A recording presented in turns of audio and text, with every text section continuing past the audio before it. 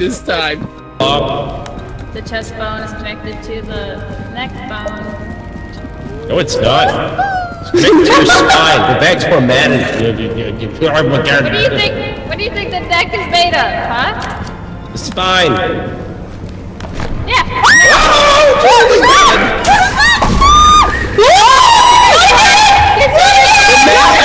Jump out of it! Get the camera! Where's the camera? Jump out of it! Jump out of it! Where's the camera? Oh my god! Where's the camera? Where's the camera?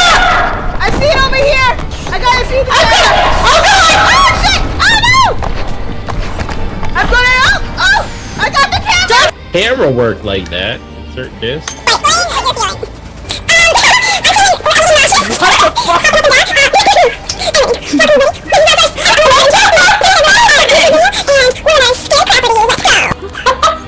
My ear. Am I that loud for you guys?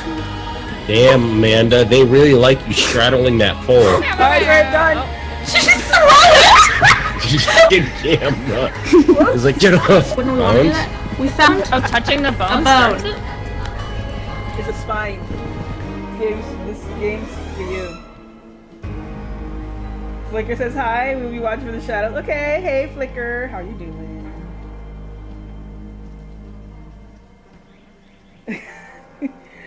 Congrats, Puppet, on your gifted subs. Alright, we can finally leave what happened in New Jersey behind us now. Why don't you go explore the building and make some friends while I finish unpacking? Wait, hey, I'm in charge of research. You do not put me on research. I research. You're on research. Chill. Yeah, you told me. You're doing to. it right now. I know. If you told me what to research. What if I wanted to research chocolate trees? Well, you just asked what we should research.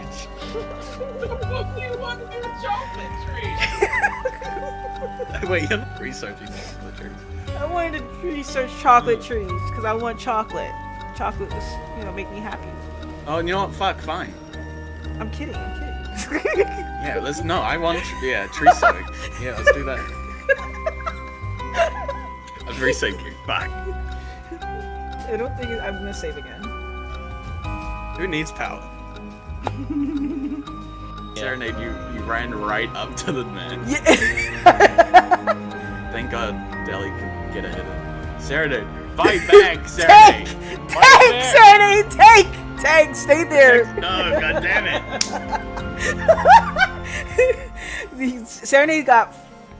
Serenade got flagged. Deli, There your he aim is. sucks. Well, you're in front of me. I'm trying not to hit you, Serenade. Yeah, There you go. I have children? No, yeah, you have children. So the grandson of the colonist, Yo, my Serenade. dad, Serenade. That's right, you make the fucking work! Wait, where did he land? Wall, boy. Oh, they're over there. Oh, Rad. I'm on break, Dad. Oh, they're over there. They're all the way over there.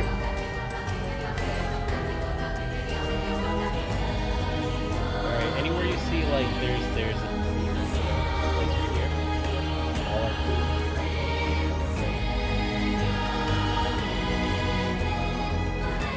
Gotta be careful with your life.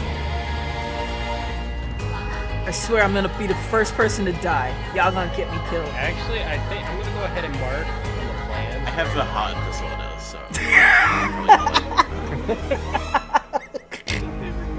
We'll fix you. Give you a bionic. Alright, anywhere there's You don't It's have fast. like a hot water cupboard? Stop. No. We have okay, it's dead. It's Link's not. Revenge. Is it dead? It's not. not dead. I It's don't know not. why you think Why that. is he saying he's dead? Why aren't you shooting it? Can you shoot it, It's dead. please? Oh, there it is. It's not dead. It's not dead. Still very much alive. This is why I wanted to go inside. Can Yeah, you but imagine show if it it? was just Serenade. Serenade would be dead already. Hang on, I got you. Serenade would have got him freaking See, it's dead. Fucking dead. God. This, Hello, pink ass. Does anybody have the bugs net and they can catch butterflies? Ooh, we're back into the paranormal site. The 7 mysteries of Hanjo. Yes.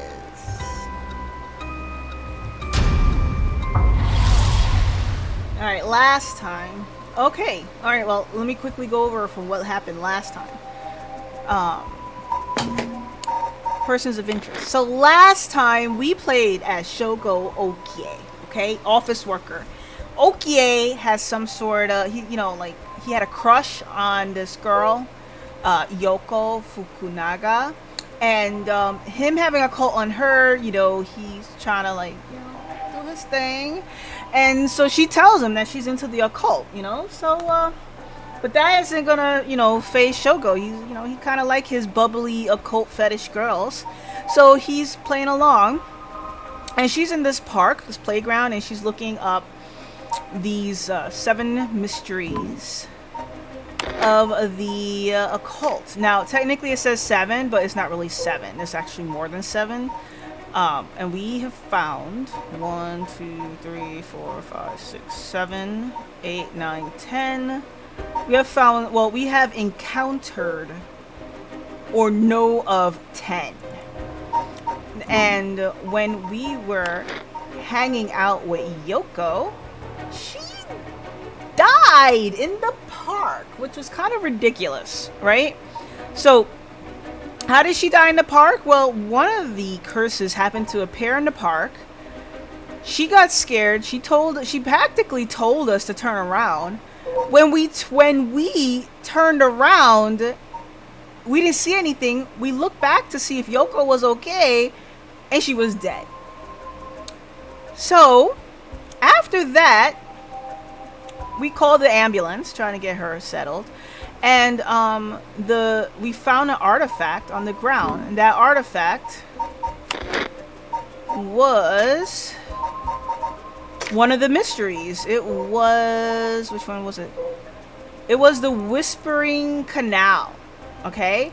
And it had a resentful memory of a person being left behind. So its cursed power is it kills anyone that turns their back on you. So when she started to tell us there was something behind us and we turned our back, that was when our power was activated and she died. And the cursed power kind of talks to you and tells you about it. So it's like some sort of anime Pokemon sort of thing. Okay? Anyway, so we're in the park. Yoko is dead. We call the ambulance. We're thinking, okay, they're gonna blame me, but what can I do? I mean, I have this cursed thing. So while we're there waiting for the ambulance to show up, this guy, no, which one is he? This guy shows up. He is the secretary to chairman of Hihaku Soaps. So this guy works in the company that I do, I being Shogo Okie, and he's like, yeah, don't you know what happened to Yoko? And it seems, we think that this guy has a power, and he actually tricked us one time to look back. We looked back to see if Yoko was okay, and she wasn't. Us being Shogo again. And she wasn't, and he killed us. So that was our first death. And we come back, we get to do it again. We get to try it again. We kind of engage in conversation with him to get him to turn his back. And immediately I used my curse and killed him. This is why we have question marks, because we don't know what his curse echo was, because I didn't, at that point, I was defending myself. I killed him, no questions asked. Again, we have the storyteller here who is telling us about what's going on, and basically the narrator of the story as we're going along. After we killed, this guy, we decided that we were going to try to bring Yoko back, and in order to try to bring Yoko back, we had to fill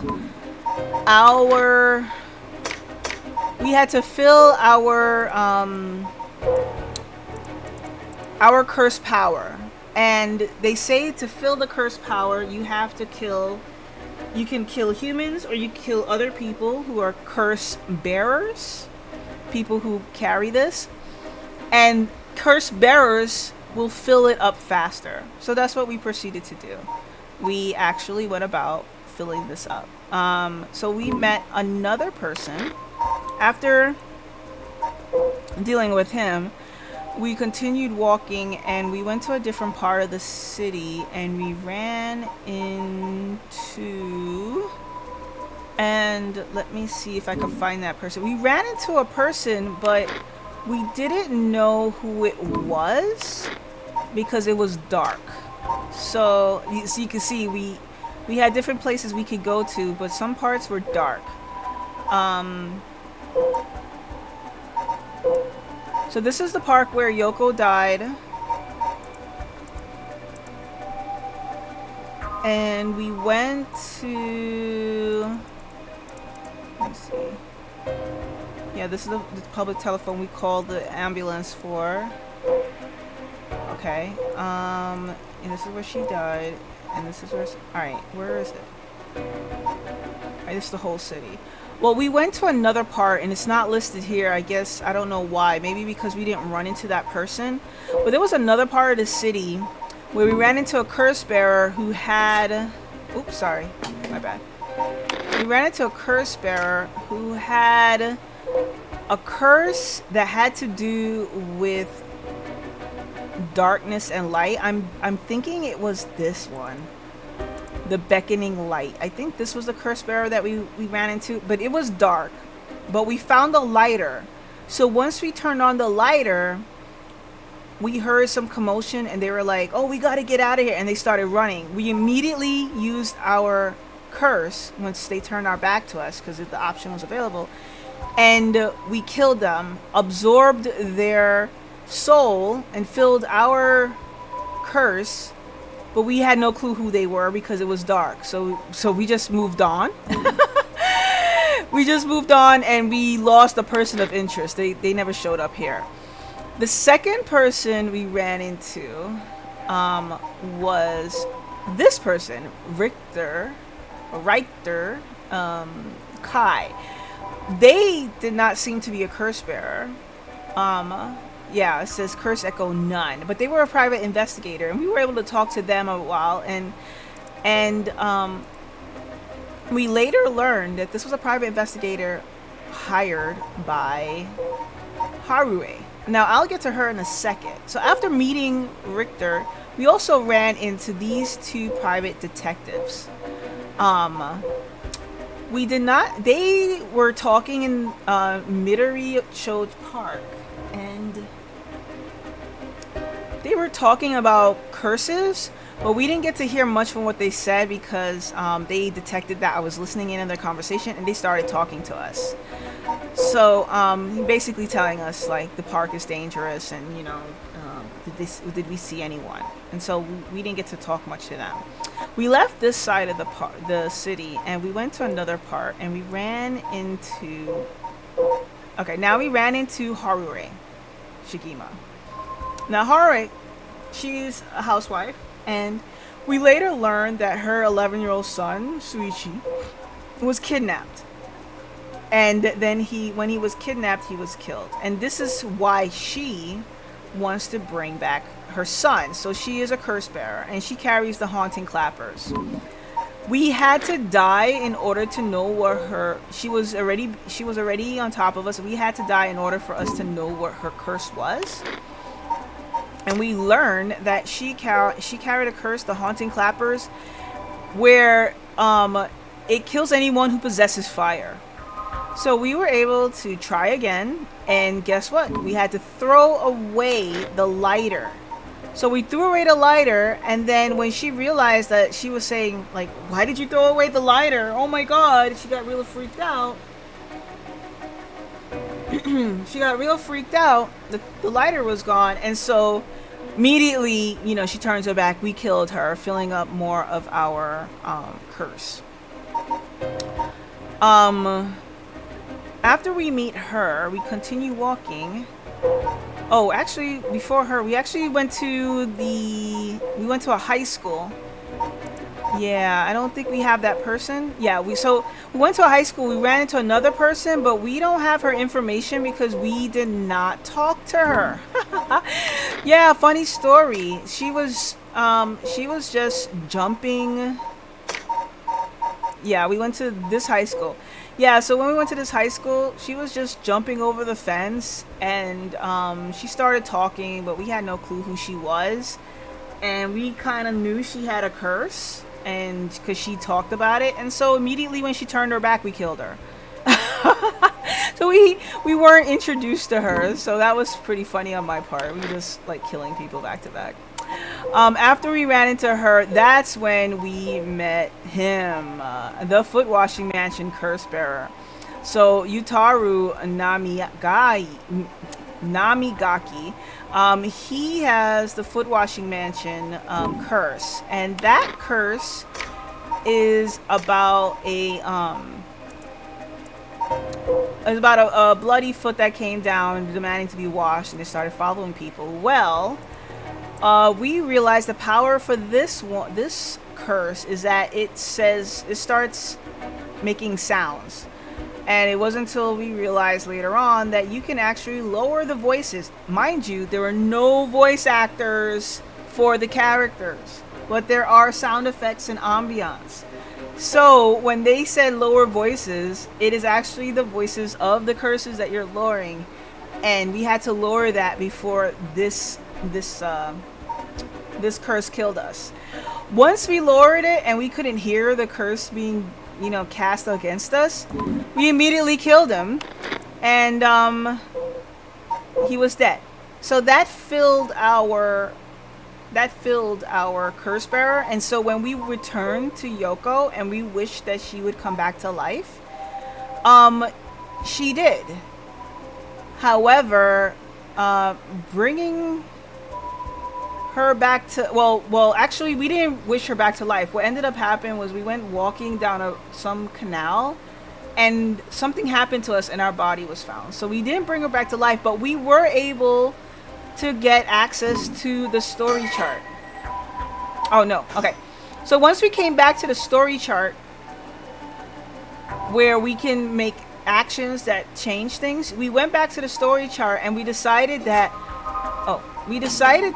when Yoko started to go crazy and tell us to turn around, we didn't. And we were telling her, wake up. No, we're not turning around. And so when we didn't turn around, she stayed alive. And we told her, she'd get home, get some rest. And she stayed alive. I stayed alive. Shogo stayed alive. However, Shogo got curious and went back to that park and eventually died. So that was his arc. Now the game allows us to play Harue's arc. And we're at the point where we just now have received the haunted clappers, where we can curse anyone and kill them if they carry fire or any possession of fire or fire starting devices. And we are in our home talking to this private investigator from before, talking about the curses. The private investigator that we're hiring. We're hiring him to find out what happened to our son and to see if we can get back at the person who killed our son. At the same time, we are also killing others to fill our curse echo so we can ask for our son to come back. All right, so I think I filled up everything. I think the last thing to mention is that this game has this is soul dregs to fill up. These are the curse stones. These are 2 that we have records of already. The rite of resurrection requires us to fill up these curse stones. And then the curse bearers are anyone who uses the curse stones to get the souls so that they can resurrect. I think the last thing to mention is part of this game, it also has the mockingbirds. So they have these little mockingbirds that you can collect. They have 20 and we found 1. So, alright. ahead, Hencho. All right, so I think we're caught up, and let's get back to it. All right, a private private investigator I hired. All right, so let's keep talking. Let's talk about the investigation. You still need to figure out exactly what you want me to do. Tell you what, why don't I tell you what I found?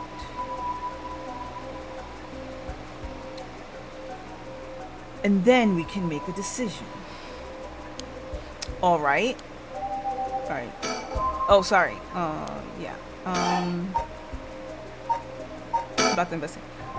Okay, he's gonna. Okay, that's gonna be. All right. Okay. What about the kidnapping? So the question is, did anyone see Suichi speaking with a young woman on the day of his disappearance? See what I said about people's biases? That goes for witnesses too.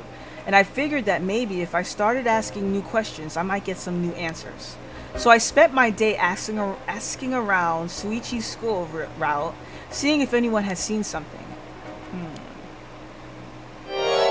And one man thought he did. Do you mean he saw it happen?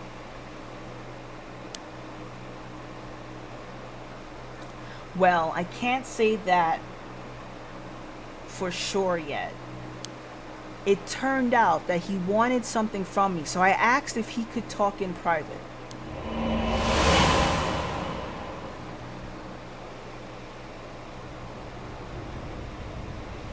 Several hours earlier. Alright, this should do. There's no one around. We can speak in confidence. Excuse me, what was your name again? Jonochi? Got it. Well, Jonochi, I am all ears. Just so we're on the same page. You're a private detective investigating Suichi's Shigima's kidnapping. Do I have that right? Of course, what else do I look like? How should I know what a private detective looks like? Oh, forget it. Look, I'll tell you straight. My life is in danger and I need your help.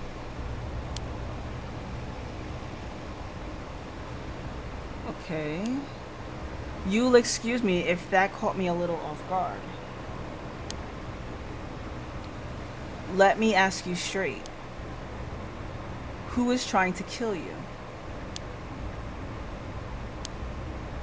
A student called Michio Shiraishi. Interesting. A schoolgirl, eh? Sounds like you've been naughty. Oh boy. It's nothing like that. That girl, she's a murderer. I'm the only one who knows, but I saw what she did. Michio Shiraishi, I saw her kidnap Suichi Shigima. Come again? I saw her talk to him on the street and lead him away. I didn't think much of it at the time. But then he went missing. She murdered him, I'm sure of it. Or at least she got something to do with it. That's what you're here for, isn't it? Then you can't let her get to me. If that's true, you've been sitting on some valuable information. Why didn't you tell anybody? Well, you see, if you can't explain that, I don't have any reason to believe you. I couldn't. She told me she'd kill me if I spoke a word. You're telling me a schoolgirl had you scared for your life? So you've been sitting on that all this time and you think she's coming for you now that you've spilled the beans? Yes, that's exactly it. I'm begging. Don't let her get me. Arrest her, I'm telling you. She's a demon. Well, he can't arrest anybody. He's a private detective. Well, you seem to believe what you're saying. But it doesn't add up. How could a schoolgirl have a fully grown man so terrified? You don't know what she can do. She'll curse me. Curse you? Oh, look at this mouth. I'm sorry, but you're losing me here. It's true, her house, it's... Oh, forget it. Why do I even bother? You seemed dubious enough to believe me, but I should have known you'd never understand. Enough. I'll find someone else to help me. Hey!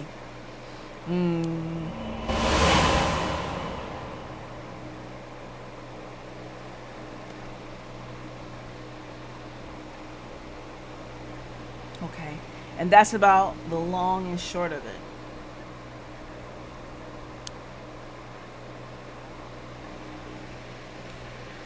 I can't hardly believe it.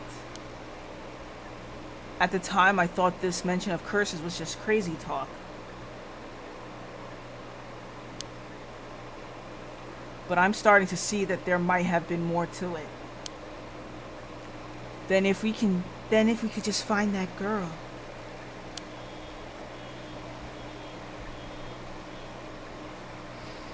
Curse or no curse, if she was with Suichi on the day of the kidnapping, then there's a good chance she knows something.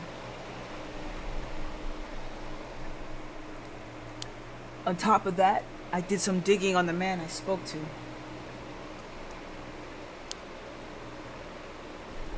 His full name's Kohei Jonochi. He's a teacher at Komagata High School here in Shumida. A teacher? Then this schoolgirl is one of his students? I think that's very likely.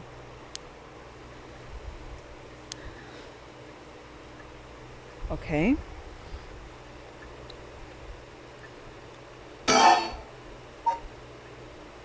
All right. Let's keep going.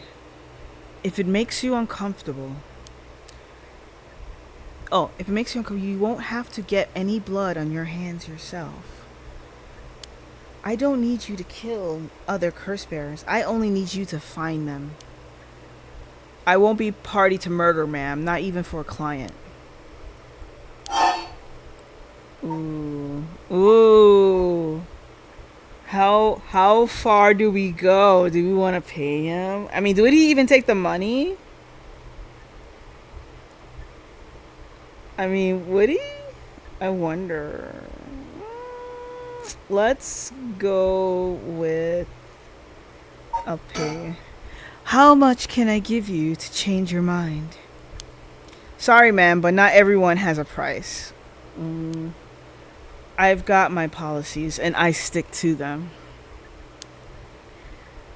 I see. I didn't realize you were so stubborn. Let me say, though, it's not like I don't get what you're going through. As long as you're not killing anyone with your own hands, maybe I can help you out.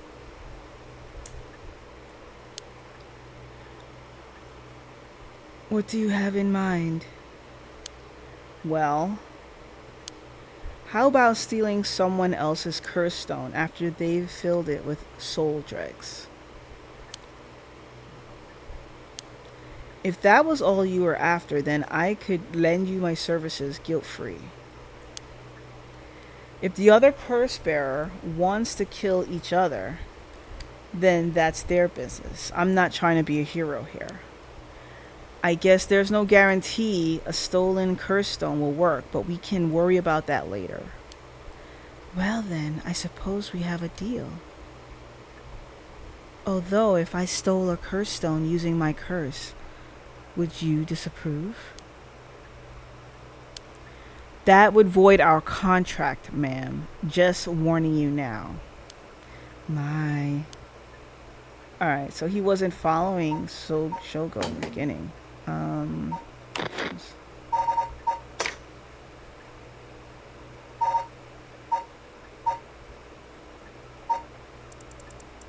Okay, just checking the key bindings here. Alright. Okay. I still have to think. Oh. Okay, that's nothing new. Oh, okay. So, let's continue with the events. You know, we still need to figure out what exactly you want me to do. Tell you what. Why don't I tell you what I found and then we make it? Alright. Alright, let's continue with the other. Let's see about the kidnapping. At last, we've got a lead. Hopefully, it'll be the breakthrough we're looking for. Okay. So then the last thing is about my curse. Before we go any further, why don't you tell me about this curse of yours? Alright, hold on. Oh yeah, okay, cool. The haunting clappers, was it? That's one of the 7 mysteries of Honjo, if I remember correctly. That's right. The original story did happen somewhere near here, I think. I'm sure I remember hearing that. In that case, my money would be on all the curse bearers being somewhere in Honjo. Our first move should be to narrow them down. Some of them are bound to try and come for you first. We will need to be ready. The curses make their bearers more willing to kill, so an attack could come from anywhere. That sounds sensible. Alright. More about my curse.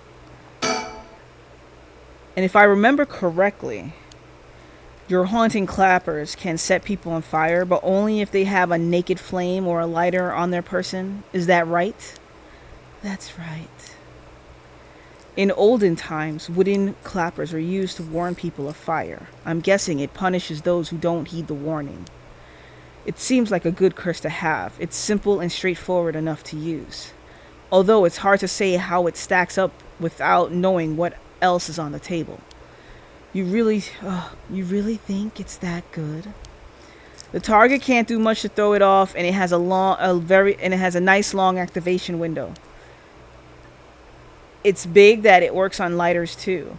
Just slip one into your target's pocket and say that condition were already fulfilled before they even knew you were there. They wouldn't even know what hit them. Maybe I won't have to actually use it.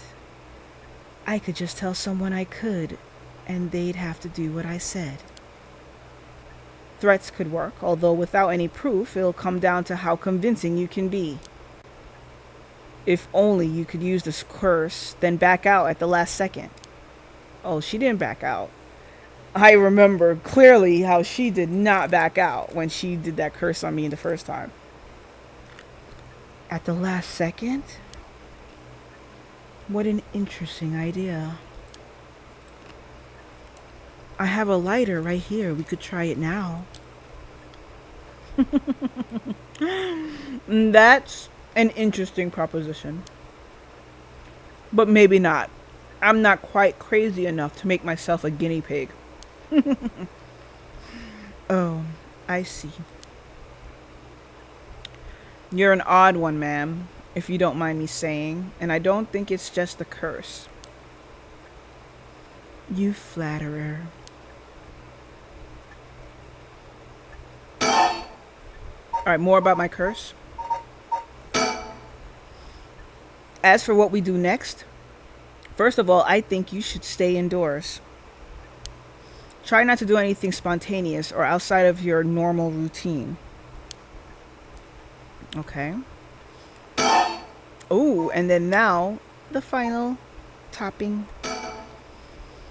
Right then, have you decided what you want me working on?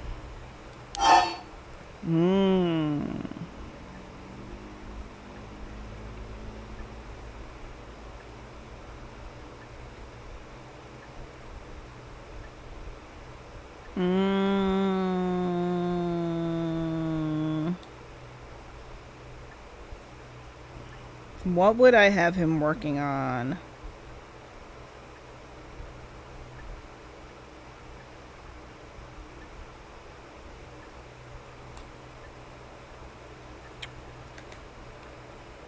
Help me with the right. Investigate the kidnapping. I mean, as a mom. Wouldn't it be better to investigate the kidnapping? I kind of feel like I should do that. I mean, it would make sense, you know, with her story arc. Because I mean, that just, I think investigate the kidnapping would be more aligning to her getting back at the kidnapper. But if she goes with the help me with the right, is more aligning with her killing people to bring her son back.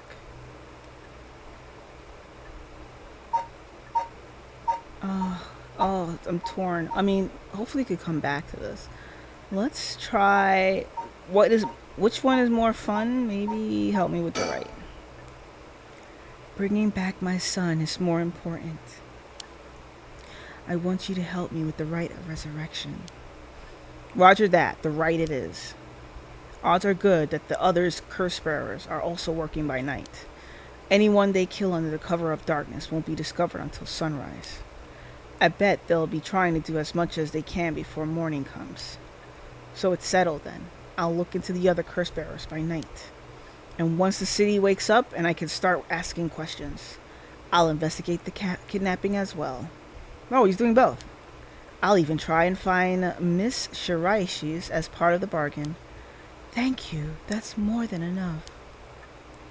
Alright. Now then.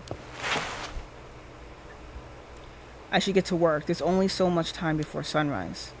I'll call you if I find anything new. You stay here and keep a lookout. Alright. There's no telling what kinds of curses you might find out on the streets tonight. Don't go outside if you can help it, and try to be ready for anything. I will. Well, if that's all, I should be going.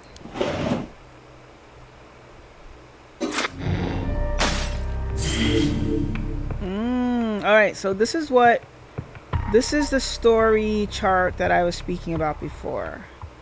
So we did Shogo Okie's story arc, and I think his arc might grow once we meet these other characters. I think. I'm not sure. It's like a tangled web, you know? Alright, so let's continue forward. So a nice thought. Summary of previous events. Despite having obtained the curse of the haunting clappers, Haruei Shigima is determined to use the rite of resurrection by stealing the remaining curse stones. She instructs her private investigator Richter to find the other curse bearers. Alright, 1 a.m. So we're in the park somewhere. We're home for now. It's been almost an hour since Richter left. He promised he'd call me if anything happened. But he hasn't. So all I can do is wait. And wait. Okay. Alright. Oh, newspaper? What's this? A newspaper? It must have fallen off the chair. Yeah, read it. Yes, it's a newspaper. I only leave them in here for the guests. I hardly ever read them myself. I don't think I've taken the time to go over one in years, in fact. Well, it's not like I have anything better to do. Alright, let's look through the paper. It looks like the city's biggest problem right now is pollution. Not new. I remember how the air and water used to be even more polluted. The river was covered in scum from all the sewage and industrial waste, and it stank so badly it made my eyes water. Eventually, people started getting sick, and it couldn't be ignored anymore. Fortunately, it's gotten better since then, although the air around the industrial district is still filthy with gas and smog. All right. Well, we got. Yeah, they asked if you know what the guest table is. Come to think of it, I never offered him any tea. Not that I ever learned how to make it. Wow, lady. You couldn't make tea? What else is in society? If there's one thing Honjo never wants for, it's horrific crimes. They found a police officer dead in a local park just the other day. A lot of my family are in the police. I hope it wasn't anyone I knew. I don't read the news anymore, but since last year it brings back bad memories. Yep. Alright, what else you got?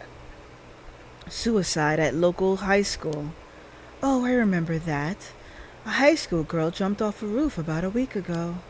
She was bullied, I think, or maybe it was something about exam pressure. What? But... no, this can't be right. Her name. Michio Shiraishi from Komagata High School. It can't be. Oh, so the girl that kidnapped my son. Alright, we'll see. It's the things you could find in the newspaper, right? All sorts of articles about the current state of the economy. Now that the post-war boom has passed its peak, we're moving into the era of large corporations. It's about 220 to 230 yen in the dollar. Manufacturing is on the rise and exports are healthy. The dollar is down from its height and people are saying it could fall further. There is no denying how much the standard of living has improved in the past few years. It's common to own a car and a television now, and supermarkets are better stocked than ever. Yes, I know, but we gotta go through all the newspaper. What if I find something else? Although with everyone flocking to the city, land prices are skyrocketing. Nowadays, most people can only dream of home ownership. The city's center is going to be nothing but apartments before long. I'm not exactly a businesswoman, so this all feels like another world to me. Alright, good. We're getting through the articles. Thank you, Square Enix. Now that everyone has more spending money to go around, people are coming up with all kinds of new diversions. It seems like only yesterday people were flocking to the arcades to shoot aliens. But now we have these enormous theme parks and gaming machines that plug straight into our televisions. Everyone's talking about superhero series, foreign films, and movies based on the latest bestseller. Back in my day, fusion rock and folk music was all the rage. But now it's all about city pop and idols. I find it hard to care about that sort of thing anymore. Yeah, I know that feeling. Alright, more. I hear the new big thing is some mascot line of delinquent birds, mockingbirds, I think it's called. Was that what Richter was talking about? Trends seem to have such short shelf lives now, and how quickly the times are changing. I think I'm just too old to keep up anymore. It's young people who are leading the way with their modern world views. My generation will only fall further behind. Yep. What a cycle. Everyone attends high school now, even girls. University education policy, they call it. Universal education and policy, they call it. The country's gotten rich enough that every child can go to school. Education is the backbone of modern society. If you want to work for a good company, you have to get into a good university. With more people in the running than ever, the competition to get into those universities has gotten fierce, though. The new generation is rebelling. Schoolyard violence and delinquency are on the rise. Well, my boy was too sensible to get mixed up in any of that. My boy. I don't want to read anymore. It'll only remind me of him. Well, you're gonna have to read, lady. Last one. I don't really watch much TV. It feels as if all the information in the world gets passed through that little black box. But father stopped them from reporting on the kidnapping back when it happened. I was glad about that. Less fuss. Oh, one more. Now the comedy boom is over. All the comedians are flocking to other genres. The cult seems really popular at the moment. Look at all these paranormal specials. Exhausted. Oh, finally. Okay, now think about that article with the suicide, right? Michio Shiraishi, the same girl who witnessed my son's kidnapping, committed suicide last week? But that means Mr. Jonoshi was terrified of someone who already died? Is that what he meant by a curse? I can't work this out on my own. Maybe Richter will know. Why won't he call? Or haven't I left it off the hook, have I? Okay. Alright, back to looking at shit. That's nothing on this hour. There's no point in turning it on. Alright, check the clock. The ticking seems so loud. It just goes to show how quiet it is. Alright, yeah, we found this bird, right? We can't touch it again.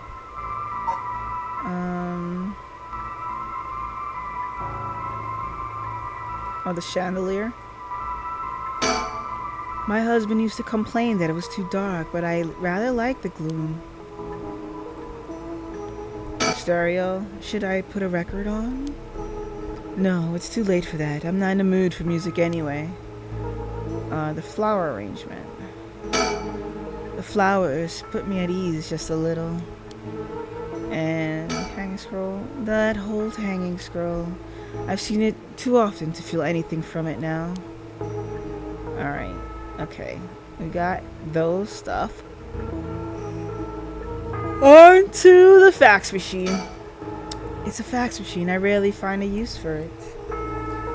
Oh, hey. Whoa. Hey, Ollie. You had yourself a yummy, savory salmon. Yum, yum, yum, yum, yum, yum, yum. Hope all is well. Hope you're doing fine. And I hope you're enjoying your savory sandwich. I know you can't talk right now because your mouth is full. So I will let you enjoy that sandwich and put on a shout out for you so everyone can enjoy your clips. And I'll help you do a little fishing. How's that? So you can get some fishing going, all right? I'll do that for you.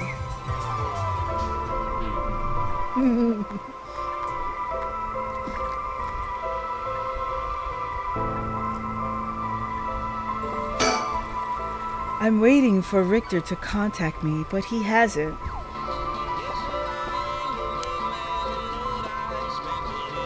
I've made sure the receiver is on the hook. It'll ring as soon as he calls.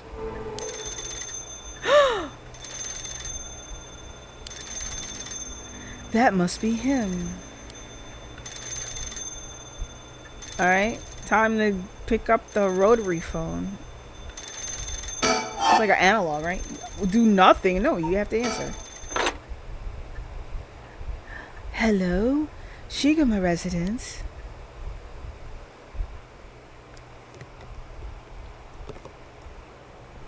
Alright, 2 a.m.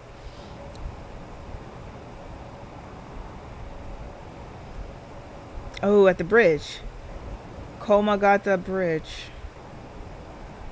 Richter called me out to meet him, and we came here to Komagata Bridge. Richter, there's something I need to tell you. Funny, I was just thinking the same thing. Alright, let's check our surroundings here.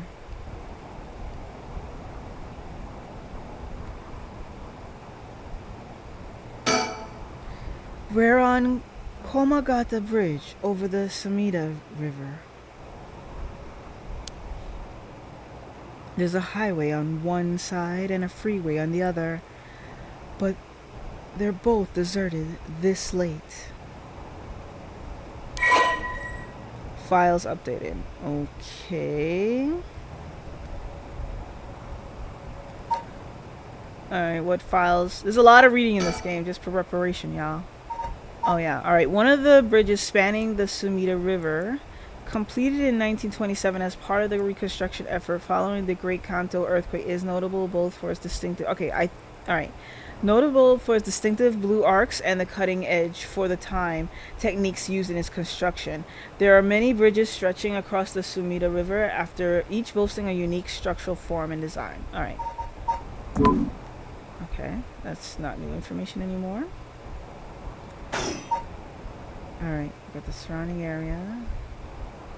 All right, the Sumida River. The Sumida River. The water is filthy and horrid, but at night when it's still, it looks almost peaceful. Can I ask you something, ma'am? Is the Sumida River what you Honjo folks picture when you think of home? I couldn't say. All I can tell you is that I can hardly stand the sight of it. Right, should have guessed. This was where they found him after he went missing.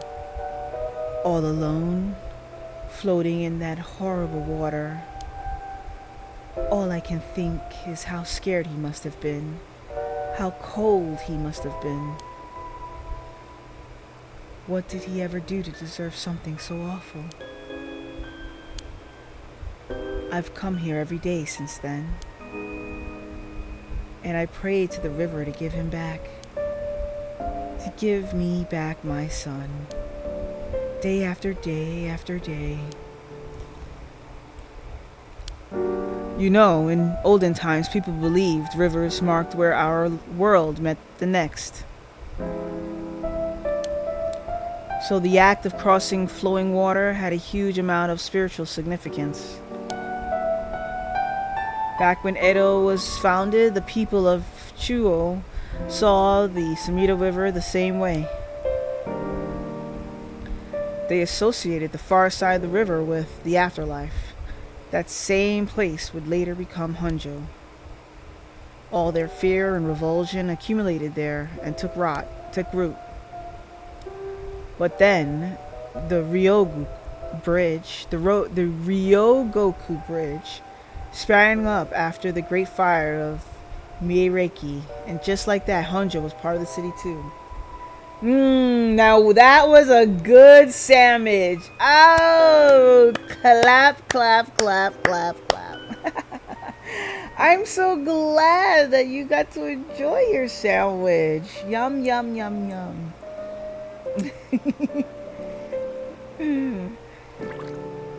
You know, everyone should come in here and have themselves a sandwich now and again. I was tempted to lower it, but I think at that price, it's worthy. How are you doing, Ollie? I hope all is well.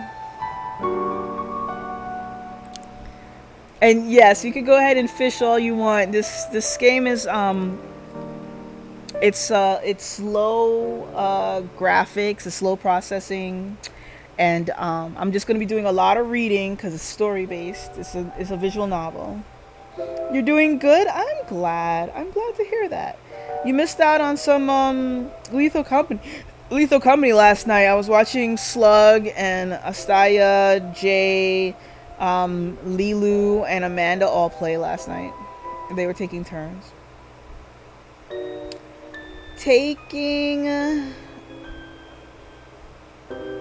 You're taking I don't know, ASVAB? I don't know what that is. I'm sorry. In the beginning, I wanted to think it's a coding language test. But you know what? Any test you're taking, I wish you good luck. You're gonna do great. I hope you squeeze in enough time to rest. So that you're not overly stressed. But you know what? I know tests are stressful anyway. But as long as you have the time to study, get it in, and also take time to rest. I hope you rest after the test too. That way you can relieve some of that stress. I go to bed relatively early now, so I wasn't able to catch that stream. Okay, no problem, Ollie. Yeah, and if you're taking tests and you got to get that under your belt and come back later, I totally understand. You know, yeah. I have taken tests, and I sometimes I would need to check out from everyone around me, just so I could get myself in the right headspace.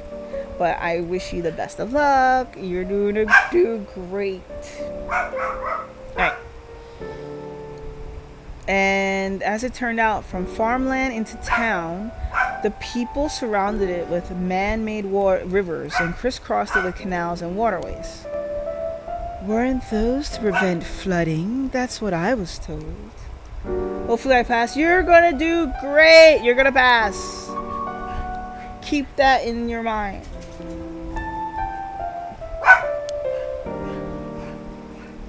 They were, but that's not all they were for. Their other purpose was to contain all the corruptions that had built up on the far shore and stop it leaking through to our side of the Great Divide. Officially, they were a physical barrier, but unofficially they were a spiritual one too. So, if I have this right, are you saying that Honjo is a place where the real world meets the afterlife? Exactly. That's why the rite of resurrection is here, rather than anywhere else. I'm sure of it. And it's probably why the 7 mysteries and their curses have survived to the modern day. And I guess that would make this spot we're standing now, right over the river, the border between life and death. If there ever was a place where bringing back the dead might be possible, I reckon it's here. It's funny that you mentioned praying to the river. That might have done more than you think. Is that supposed to make me feel better? Just thinking aloud, man. Well, it's a nice thought. Oh, thank you for the lurk. Ollie, may your lurking be as peaceful as a good sandwich. Good lurk on that. Good luck on... Oh, look at the bot. The bot, it knows. Good luck on that AS Vab test. The bot knows. Thank you for the lurk. Alright. Our class A river that is part of the Arakawa River system, which runs through much of eastern Tokyo and empties into Tokyo Bay. During the Edo period, Sumida's riverbanks played a key role. There's a slug! Oh, look who's come by to say hi. It must be breakfast time. Are we having ramen again? The ramen slug. How are you? How are you doing? I will make you fish. Holy shit! Holy shit! This is wow, fucking look, wild. I remember. This is fucking wild. I remember that old setup you used to have. It's so interesting to see that again. It's so interesting to see that that rig again. No, I may have just woken up. Oh, nice. Well, GG's on you for just waking up. I'm gonna make you fish.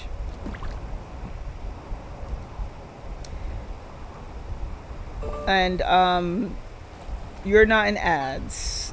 So ads are about to start in 30 seconds. But Slug, you are one of the lucky ones with the sub, so you don't have to worry about ads.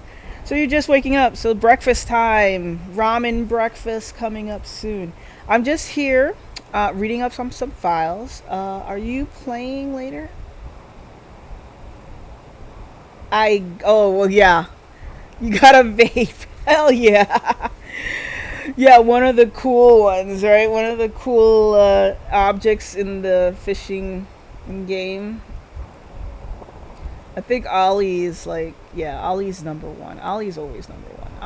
Ollie fishes with the best of them. Yeah, Ollie's got the legendaries too. But yeah.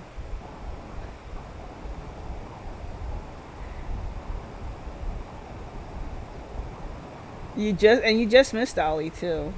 Um, Sorry, I'm also looking at the catches. You just missed Ollie too. Ollie has to go to bed early to study for exams. So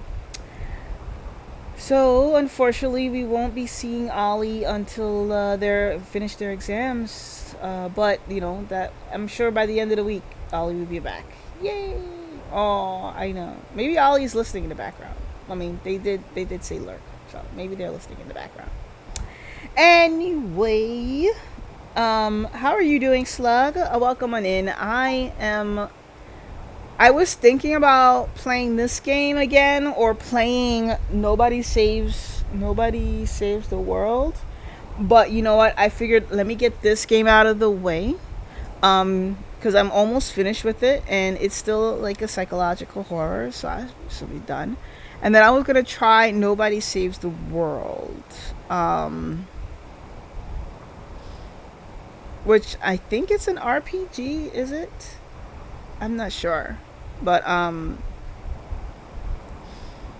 anyway, I was gonna look at that too. You know, downloaded it, turned it on, make sure it functions. It's not that heavy on the processor, I realized. So it's not bad. Yeah. Anyway, when you're ready to tell me how your breakfast is and what you're having for breakfast, let me know. I'm gonna keep reading. This is a nice reading stream right now. We're just doing a lot of reading. Let me get back to reading. So during the Edo period, Shimida's riverbanks played a key role in the transportation of lumber used for construction. In addition to its logistical importance, it was also a place for the common folk to gather and enjoy activities, such as seasonal flower viewing or river bathing, and there exist many woodblock prints depicting such activities. The area became plagued with sewage issues when the surrounding environs were industrialized in the post-war. But the situation has improved since. Many unique bridges span the Sumida River, including the Ryogoku Azumabashi bridges, which attract a large number of visitors as sightseeing spots. Massive fireworks displays in the summer are also always sure to draw a crowd. The river has served as a cornerstone for both the city and its people, having been both aided in its development and serving as an inspiring backdrop for countless works of art and literature. Okay. That file is up to date. Alright. What is that? Is that cat ready to attack me? I just want to finish up with the river. Anything more? The river? Oh, that's right. There's one more memory I have of this river. Do you mind if I tell you? Go ahead. It must have been about 20 years now when I was still a schoolgirl. Back then, the Sumida River was much filthier than it is now. It was full of garbage and industrial discharge. It was scummy and slimy, and it stank. It had slugs. You could look out over the water and see dead cats and pigeons and dogs just floating with slugs. And one day, among all the filth and garbage, there was a piece of my missing classmate's hand holding a slug. What? Oh, you're still there, slug. I wasn't sure. It was almost a miracle when you stopped to think about it. What were the chances that someone would find a part of her that would still be recognizable? And that although everything but the palm had rotten away in the water, the part that was left would have an identifiable scar. And that they would tell it'd been a murder from the blade marks on the bone. Wait, are you talking about the Nejima murders? So you've heard of it. I'm impressed. I assume you were but an elementary schooler at the time. I wasn't really aware of it then. I only heard about it after the fact. I had no idea the victim was a classmate of yours. Oh wait, there's more? But wait, there's more. Okay, so a notorious case from over 2 decades ago involving the murder of a female high school student. It first came to the attention of the authorities when part of a human left hand was discovered floating in the Shimida River. Testing revealed it to belong to a missing female high school student, as it appears to have been severed deliberately. The police launched a murder investigation.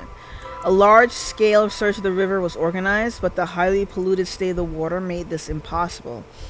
Visibility was poor, the stench was intense, it was filled with slugs, and the divers quickly fell ill. They succeeded in recovering only the victim's head and what appeared to be part of her leg before the search was called off. At the time of the incident, the Shimida River was as polluted as it had ever been, filled with slugs.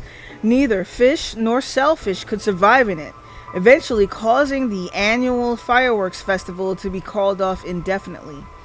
Over the course of the search, the police discovered a number of unidentified human bodies. Oh, murky divers.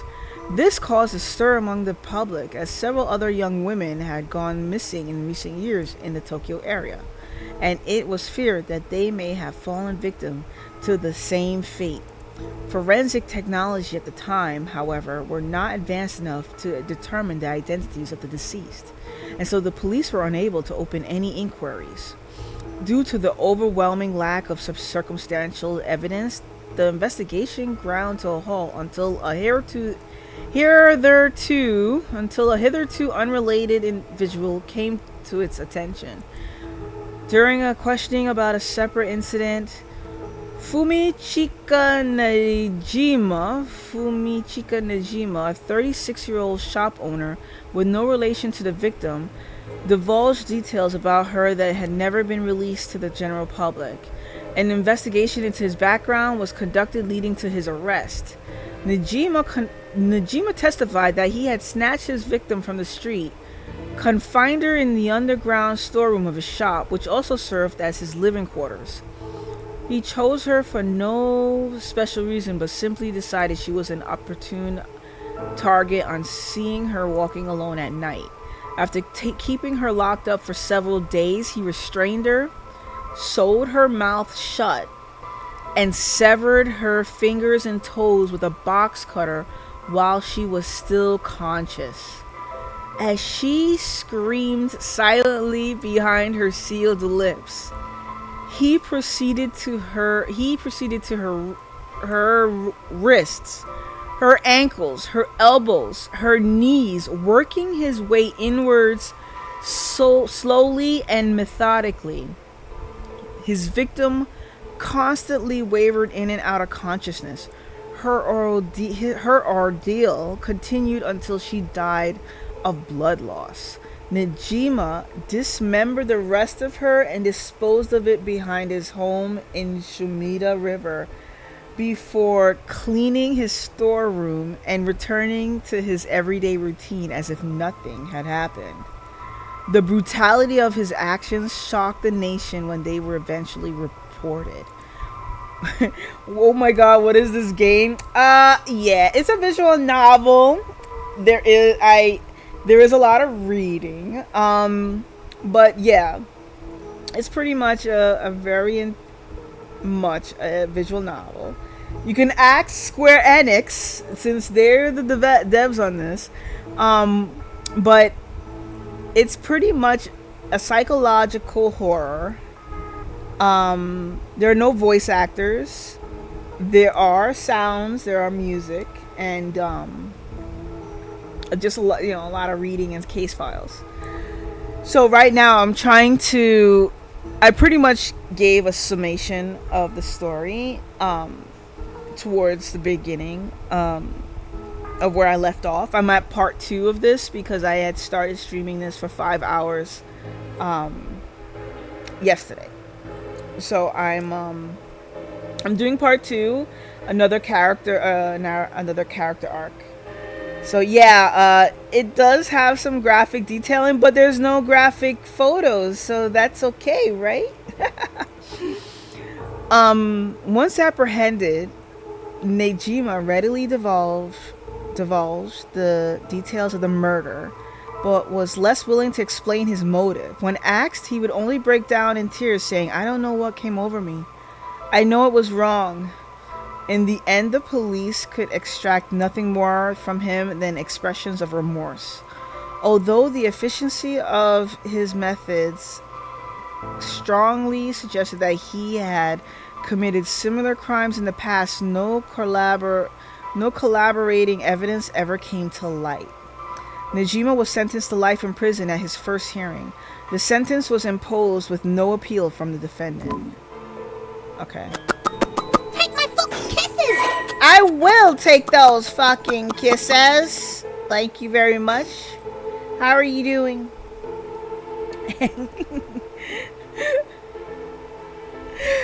How are you? Are you getting your breakfast ready? I lurk. I'm gonna get brekkie. Okay, let's see. You're gonna lurk. Slug is off to fuel up for the horror ahead. We'll keep the spooky stories warm for you. Yeah, the horror ahead is what's for breakfast. Funny bot. Funny bot. To be honest, it was all a bit of a blur. A wave of chaos just parting around me. Something like that. They said the rest of her body must have sunk to the bottom of the river. They combed the riverbed, but they only ever found pieces. Everything else must have rotted and flowed out to the sea. Afterwards, I heard that all the divers who had been looking for her fell ill. A sorry story for everyone involved, huh? It's funny, everyone figures the river's filthy already, so one more piece of garbage won't hurt. But every little bit makes it worse. It's a vicious cycle. I know I wouldn't want to go rooting around down there myself. That's right, which is why the riverbed is the last place anyone would go looking. Or so was the killer's thinking, I suppose. The times were changing quickly back then. Things were confusing. Everyone seemed to be in a hurry. Young people were moving to Tokyo in droves. Some even ran away from home to make it in the big city. And they made easy targets for bad people. A lot of them ended up disappearing without a trace. You see, back then, if you chop a body up into tiny pieces and threw it in the river, it would rot quickly and discreetly and sink to the bottom, never to be seen again. Are you saying that what I think you're saying? They arrested him shortly after. Fumichika Nejima, the man who killed my classmate and cut her into pieces. He was so methodical about it, I couldn't have been his first crime, and people began to wonder how many other girls he'd murdered the same day. The police never found any evidence of other murders in the end, but the river knows the truth. How many corpses has it swallowed up over the years, I wonder? That same thought spread through everyone's mind, and they started to avoid this area. So really, this river has been rank with corruption for decades now. Or at least that's what it seems to me. Well, was that interesting? Well, I can see why you don't have any good memories of this river. With all that darkness lurking beneath the surface, there's no reason that you would. Still, if I may, ma'am, I'm surprised you know so much about the Nejima murders. But how could I not? After all, I was the one who found the hand. The police actually wrote me a thank you letter.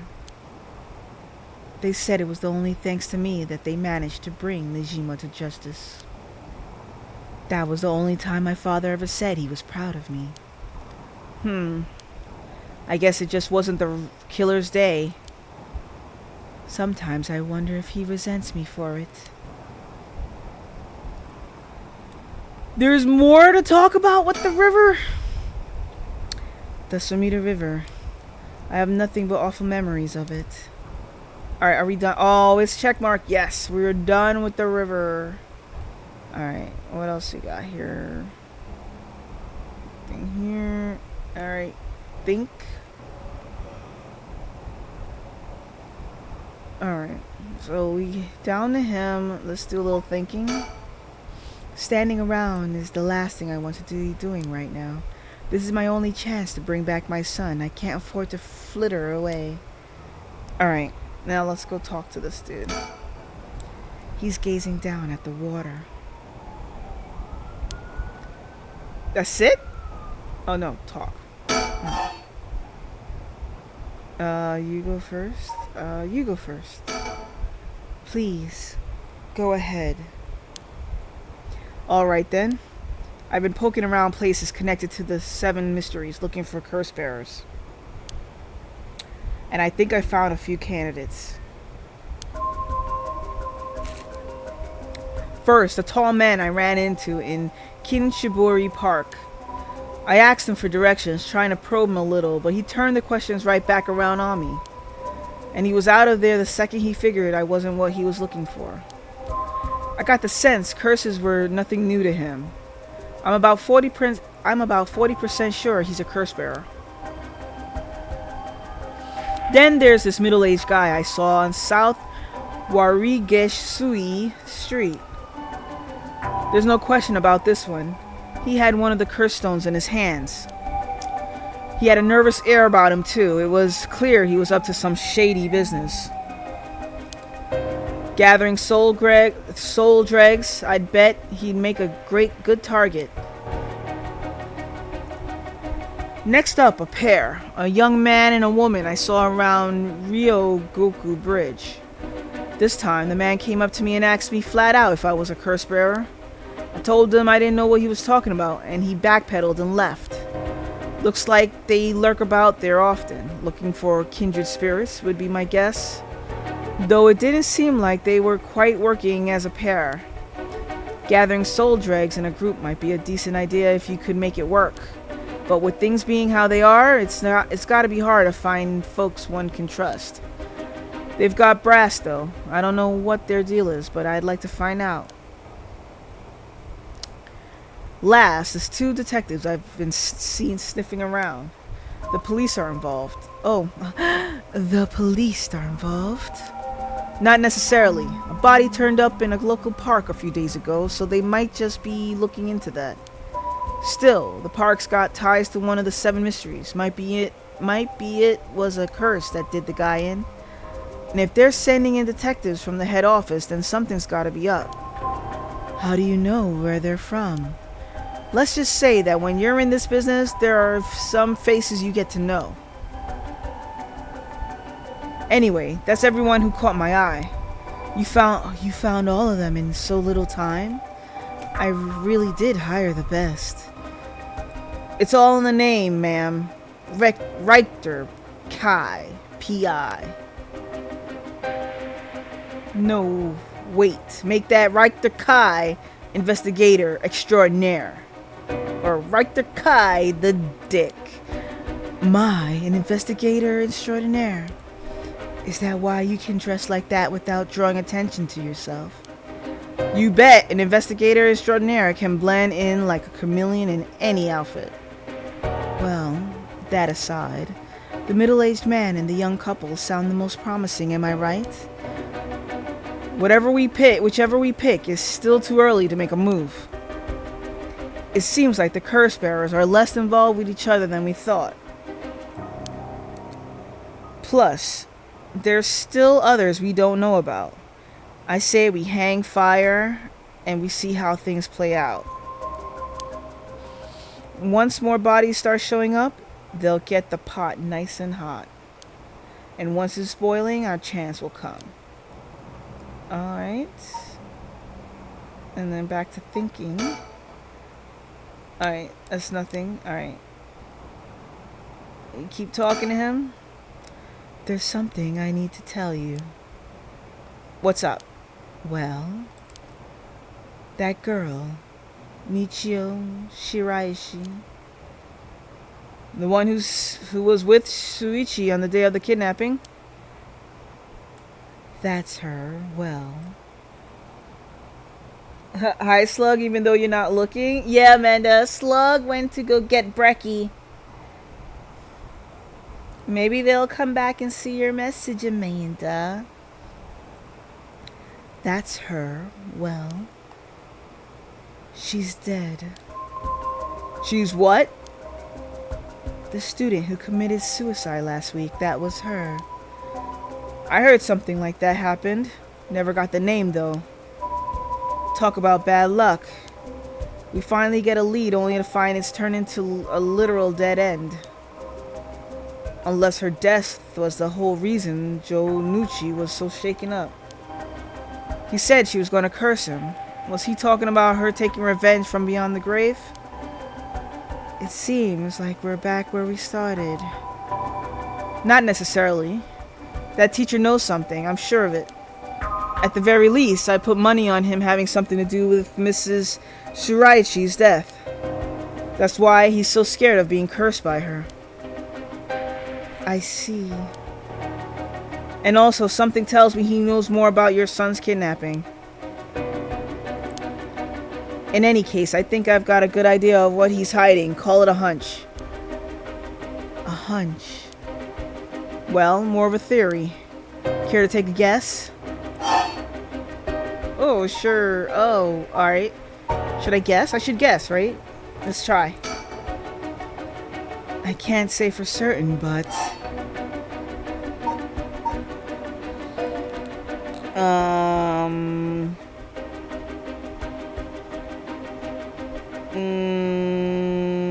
What would that guess be?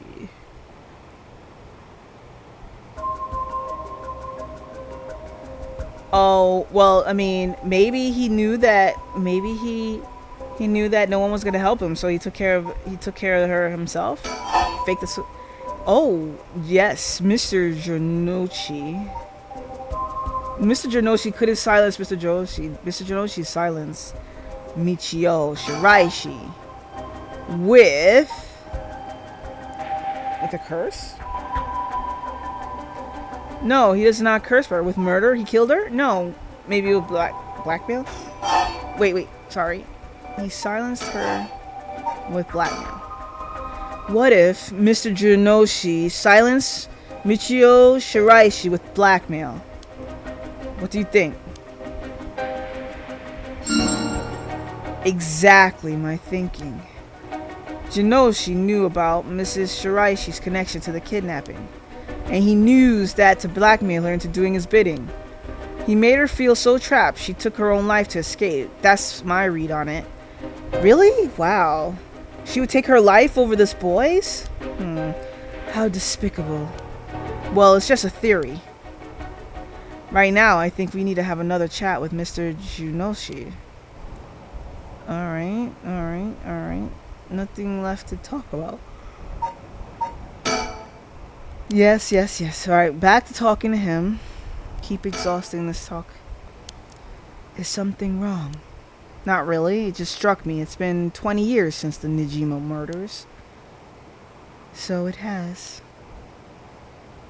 Not to spook you or anything, but I thought you might be interested in knowing. Life in prison doesn't always mean life. There's precedent for the first-time offenders being allowed out on parole after 20 years. Only if they're found to show remorse and the desire to reform themselves, of course. That's right. I'm impressed you know so much. Still, it's hard for someone with a criminal record to reintegrate into society. I hear they've been trying to fix that recently, matching inmates with jobs and accommodations. Oh, really? They keep an eye on them, of course, and make them report in for regular checkups. But to avoid the discrimination, they keep the inmates' records a secret from everyone but their employers. They even give particular notorious criminals new identities so they won't be recognized in the workplace. My, the way you put it, it's like you're saying Fumichika Nejima could be out on parole right now, back in society under a new name with nobody any wiser. It's possible. As it happens, a little birdie told me about a big name making parole a few months back. I don't know if that was Najima, but our discussion just now did bring it to mind. I see. How unsettling. Now that you mention it, I just remembered something too. What was it? I was passing Komagata High School a little while ago when I saw someone. A janitor, I think. And I could have sworn he reminded me of Fumichika Nijima. Oh? He looked a little different after 20 years. Much thinner than I remember too. I told myself I was just seeing things. But perhaps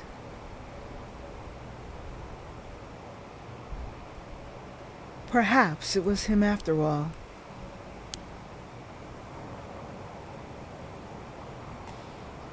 So, what's next? The big question now is what's the rest of the curse bearers are up to. Luckily, the Sumida River is a good distance from any of the 7 mysteries.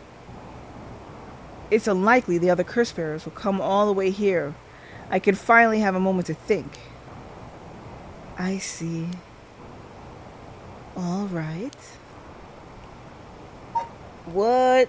So wait, there's nothing more we can do with her tear?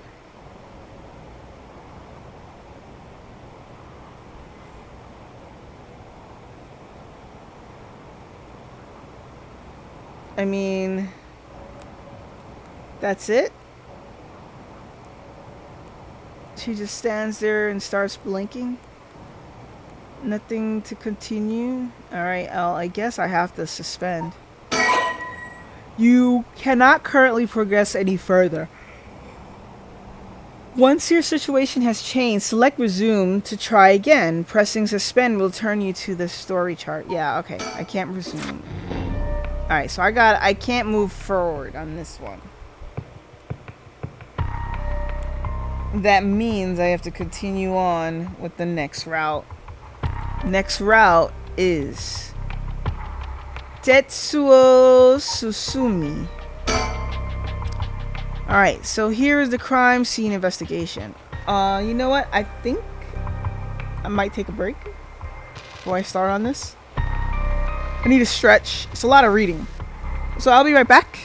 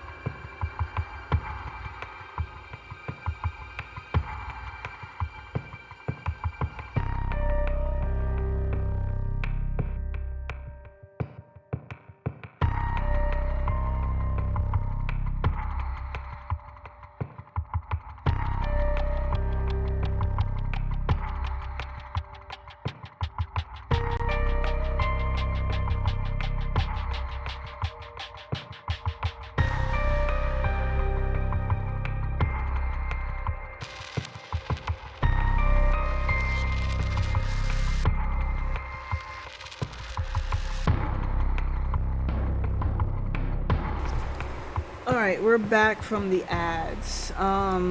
Thank you all for sticking around for after the ads.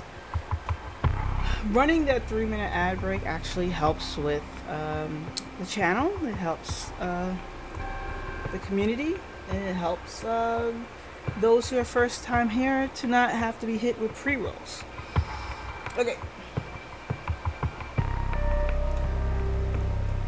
I had to go wash my face, get more water, because this game is reading intensive. And usually this late at night, I am sleeping, and reading puts me to sleep. So let's get back to it, right?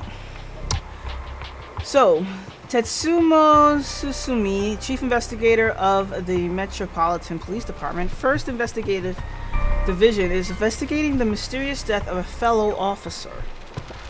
He visits the scene of the incident, the former Yasuda Gardens, with his subordinate, Jun Erio.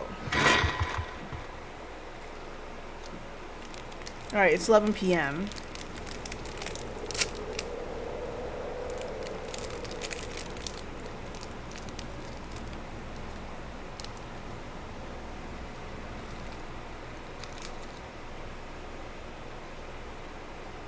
Hey boss, forensics is all done.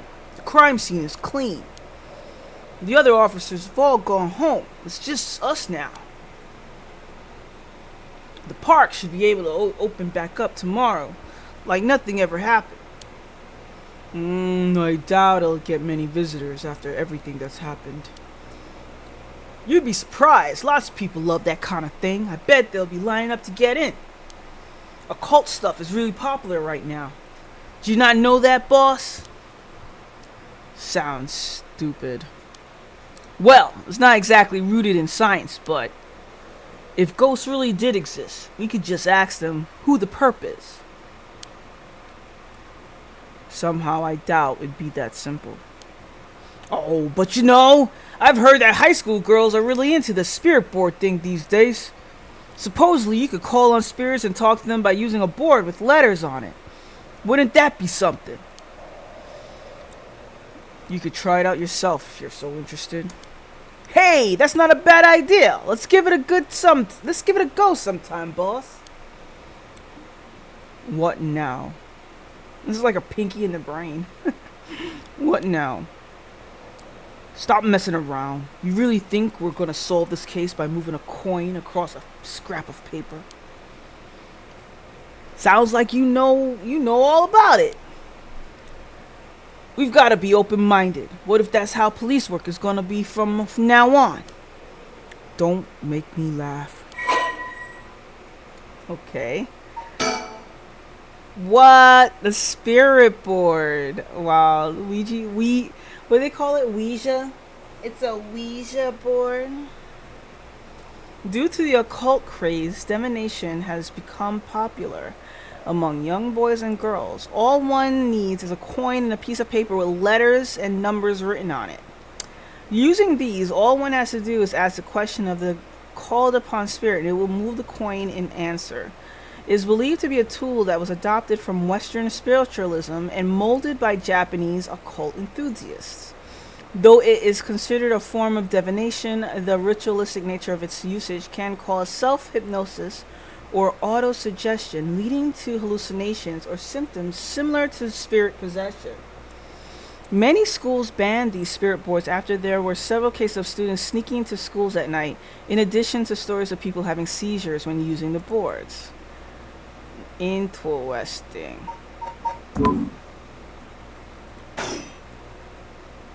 Listen up, Ario. You can't go blaming the death of your buddy on something like the occult. I don't care if it was ghosts or the occult or what. Whoever or whatever it was that did this, I'll get him. I promise you that. Well, you've got the right attitude, but we don't even know if this is a murder yet. Bias is weak in our judgment. Get too fixated on one thing and you stop seeing everything else. Aye, aye, boss. So now that we finished investigating the scene, let's review what we know. Now? It's getting late. I figured we'd head straight home from here. Come on! We've got to go over all the info we've gathered.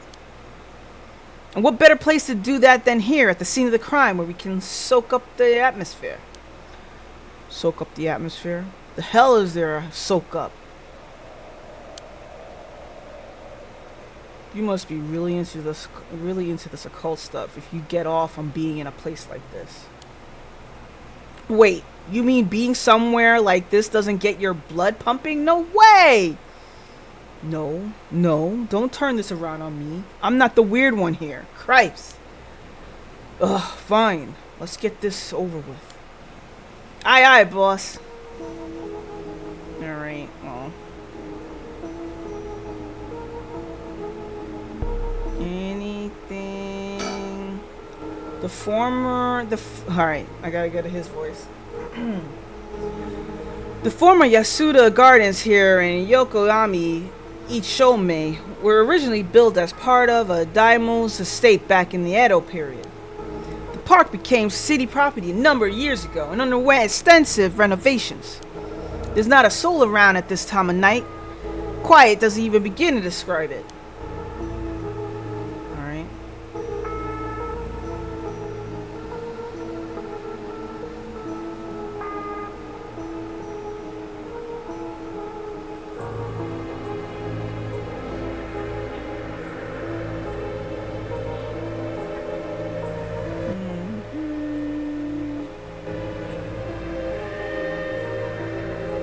So it's just you? Let's look at you. Jun Ariel, a detective in the Tokyo Metropolitan Police Department, 1st Investigative Division. His rank is sergeant. This is his first time leading a case. It's like he's graduating from rookie to newbie. He looks put together on the outside, but acts like a kid most of the time. Honestly, the force could use more people like him.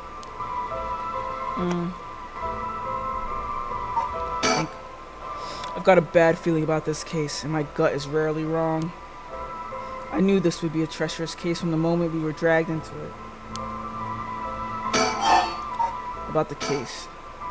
So, early in the morning yesterday, a staff member found the victim collapsed here in the park and called the police when they realized he was dead. While there was no obvious external wounds, the fact that he was a police officer and the evidence of a struggle means it's likely that this was a murder.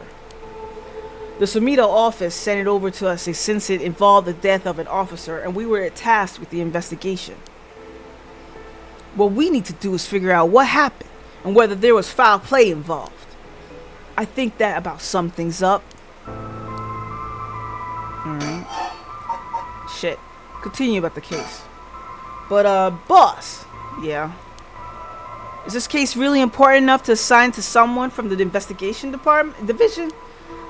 I mean, a friend of mine died, so it's important to me, but it's all up to the higher-ups. I'm sure they've got their reasons. Boss, you know something, don't you?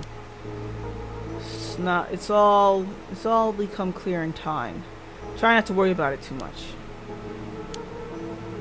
Thinking about it, the only thing we know for sure is the identity of the victim. That means there must have been something special about him, right? Maybe he knew something he wasn't supposed to. Some kind of secret or something. Isn't that right? You're pretty sharp sometimes, you know that? If you've picked up on that, you should be able to put the rest together yourself.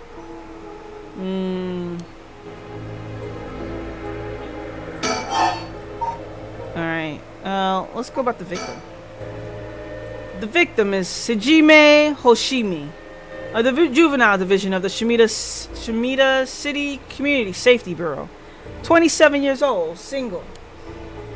He mostly dealt with cases involving juveniles and education. His rank was senior police officer.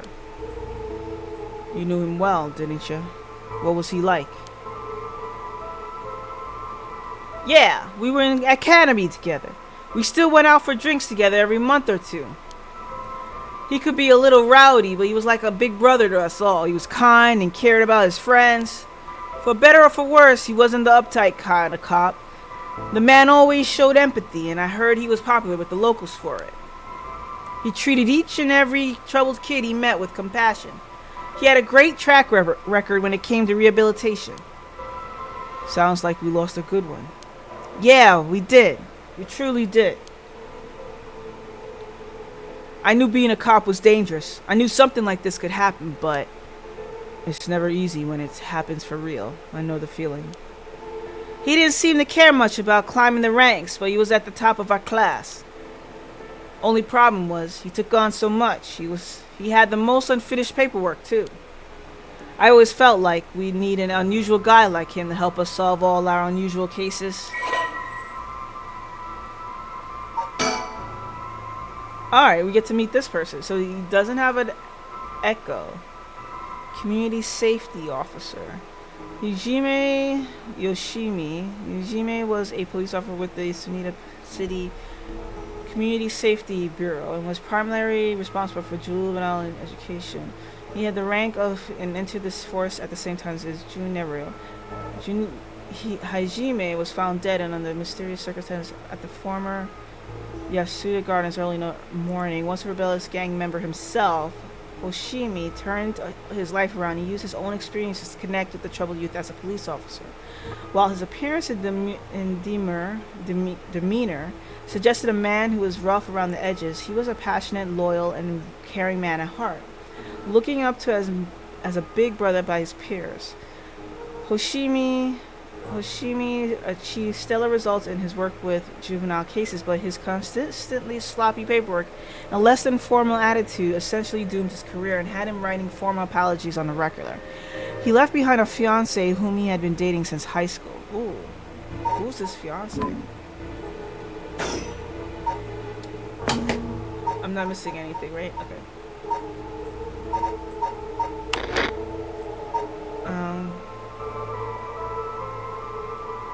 Let's go over this one. Alright. Don't worry, you're plenty unusual yourself. Me? I was the most normal of my classmates. Besides, a real weirdo among us quit the academy a long time ago. There was one even weirder than you? Oh shit. Messed up.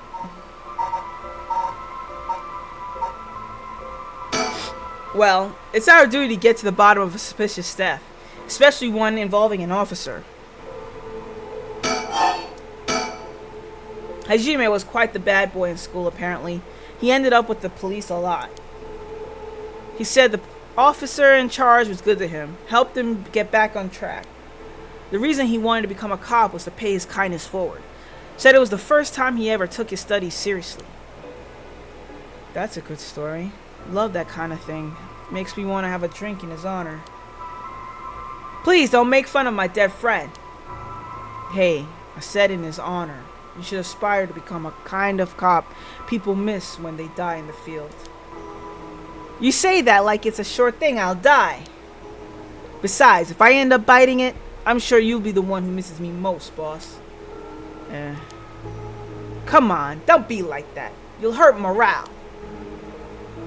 Well, I guess how much I'll miss you depends on how this investigation goes.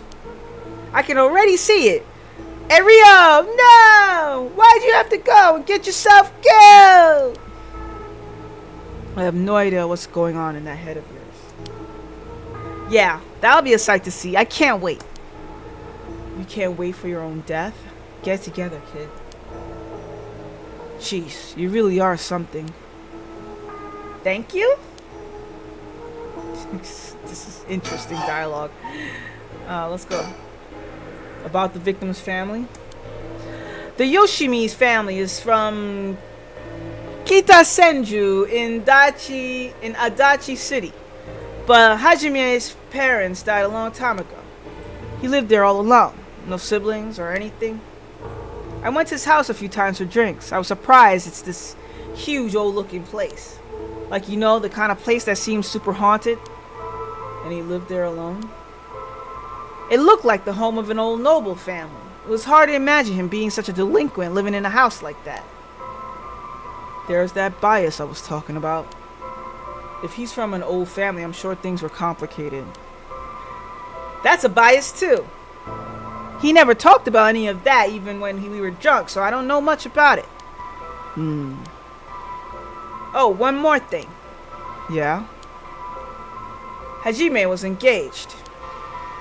He'd been seeing this fiance ever since they were in school, over 10 years. They just started talking about getting married. What was her name again? He showed me a picture once. A beautiful woman. That's so. How terrible for her.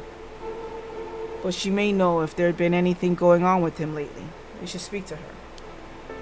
Yeah, his fiance may have been his only confidant. I'm sure someone at the Sumida Police Department has already contacted her. I'll look into it tomorrow. Alright. About the case is done. Next. Hey, boss. I looked into the case that Hajime was running. Oh, great. That's the kind of stuff I want to know. What was Hajime working on the day he died? Well, according to this report from the day before, he had 2 cases involving juveniles. Uh-huh. The first was the suicide of a high school girl who jumped off a building in Kamizawa last week. Yeah, I did hear about that. The girl's name was Michio Shiraishi. She was a second-year student at Komatagata High School. But it seems as though Hajime had contact with her even before this incident. So she's been troubled for some time. That's the thing. About a month ago, he happened to see her walking around town. She looked upset, so he struck up a conversation with her. He was sure there was something bothering her, but she wouldn't tell him what. Must have been trouble at home. That's what he thought too. It seemed he visited her home and spoke to her parents, but they said there was no problem, so there was nothing else he could do. And now she's dead. Then it's possible he could have presented her suicide then. He must have been devastated. And that's why he was looking into this Michio Shiraishi again. He must have thought that something terrible had happened that drove her to end her life. But ultimately, he never reported the findings of his investigation. I see. And you're thinking that it may have had something to do with his death? We'll have to find out what it is Hajime discovered.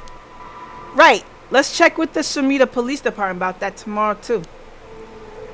Welcome on in, Pinkiness. Only 2. Well, that's what I was going to ask you, Pinkiness. I'm going to give you a shout out, even though you probably don't have any clips. I was going to ask you, Pinkiness, how many hugs in total you think were sent in my stream alone from the time you started sending in hugs in here? How many you think?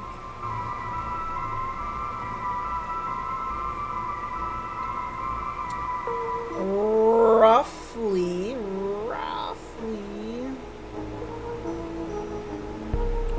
42.5. Really, you've been counting? And why the half hug?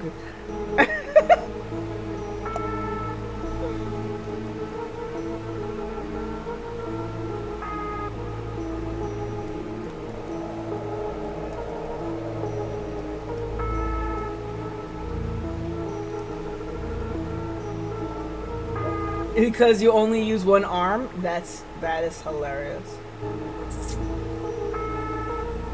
The other arm is too busy typing.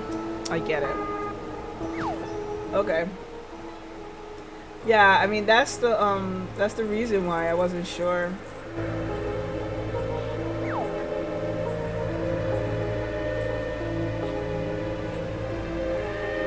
I wasn't sure what to set the timer at. Let me see if I can do a little coding here.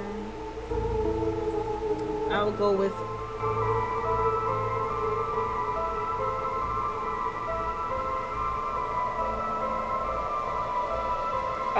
what you said.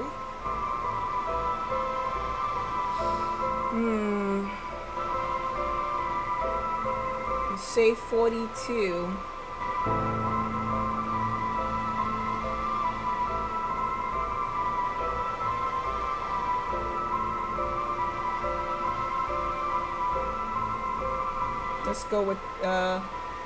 Let's go with 43, right? Let's see.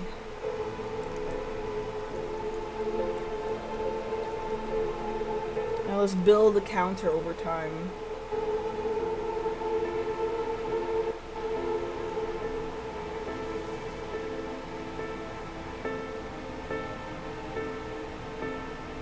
Let's see. Let's see, we got that.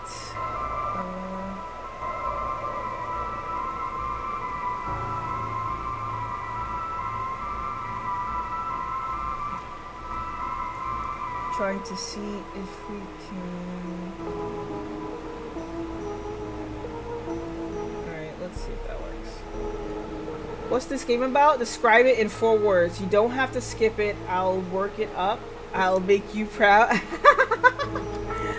Well, I mean, that's a lot to work up.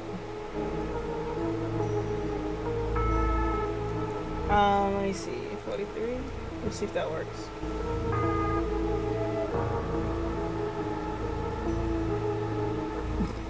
Whoops. I said death count. Ha! Hugs are death.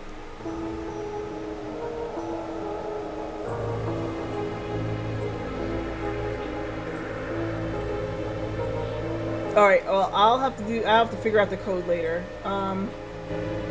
What the fuck kind of hug I got to give?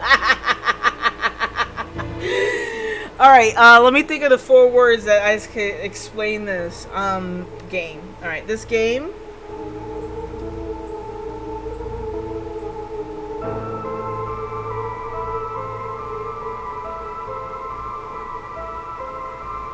Okay. Curse, kill, resurrect, mystery. That's it. Curse, kill, resurrect, mystery. That's the 4 words about this game. Where's the romance? I mean, those are, I mean, there's a little bit of romance, but before romance, there's more death.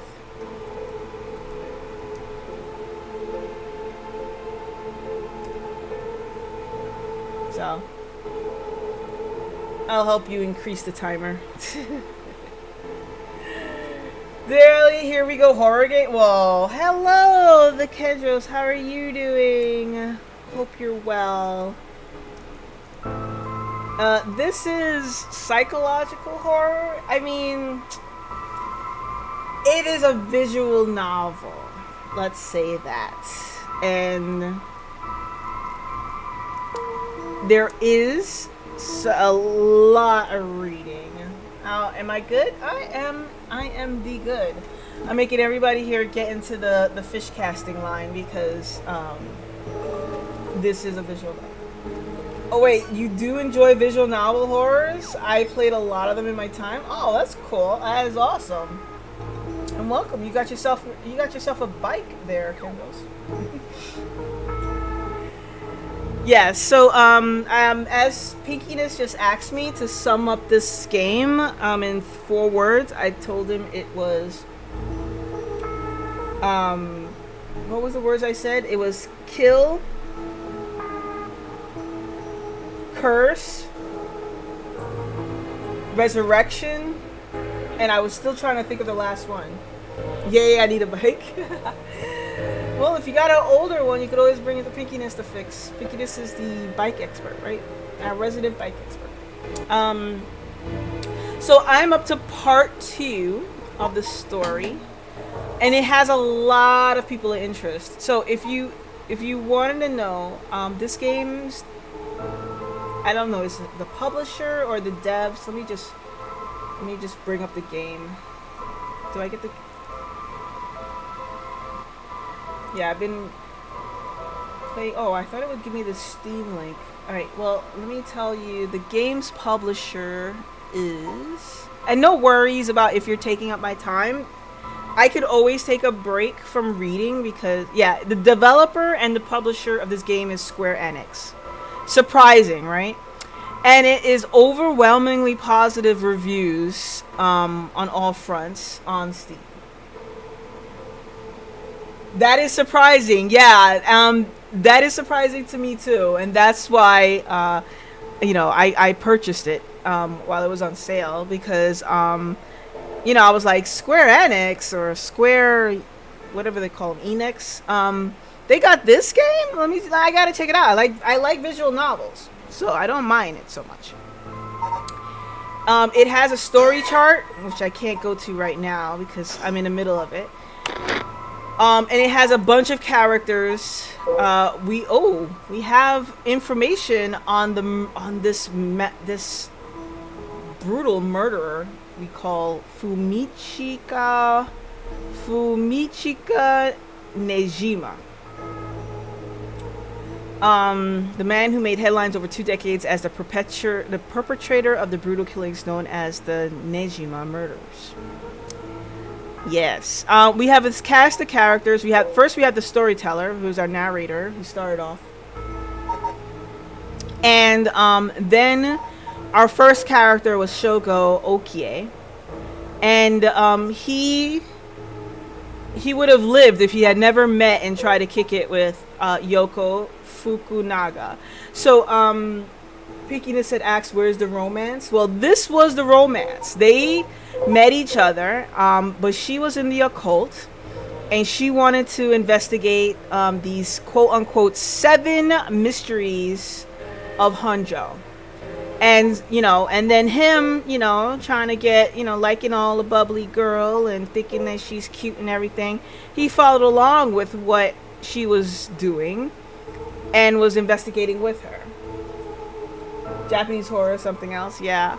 I won't get too much into the people of interest here because I pretty much talked about it, but I'll just make it quick. So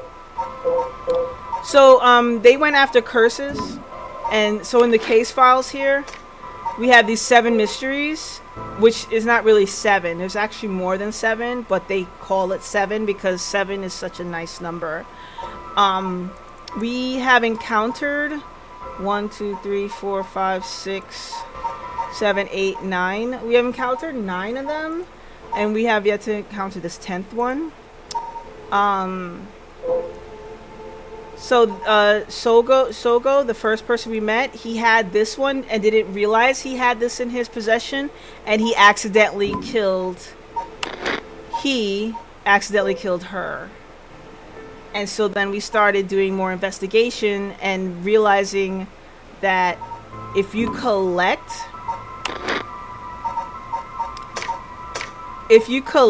these stones, 7 is unlucky for Japanese, I believe. Oh. I thought it was okay. Well, you know what? You may be right. 7 is unlucky. I thought it was the number 4 for Chinese. So, they're completely different. Chinese and Japanese is not the same. So, but in some cases I thought 4. See, Makendro says so. In some cases, because I know in my friend who speaks Mandarin, and she tells me that the number 4 sounds a lot like death. Yeah, the word 4 is also similar to the word for death. Okay. Interesting. We're learning all of this. Welcome in the Lilu Element Multipass. All right. I'm trying. If I act weird, it's because I'm trying to keep my energy up. Reading can make me sleepy. I usually tend to read before bed. Where's our hug ambassador? Snap is telling us to leave. I can't believe it spawned me on top of the beam, even. Thank you, hug ambassador. I just turned to my brain. I was like, oh my god. By the way, only subs can right now. We're gonna try to make that that number of hugs sent increment fast and long and hard. There you go. I gotta give now. You gotta reciprocate to the hug ambassador. All right. So these are the curse stones. So this whispering canal. Its curse is that if you turn your back on someone, it will kill you. Then you have the haunted clappers.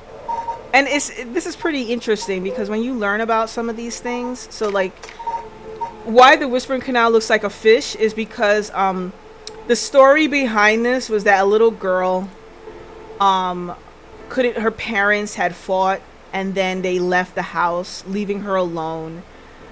And she couldn't find her mom, and she went looking for her mom, and she was by a river. And she felt left behind, and eventually she drowned.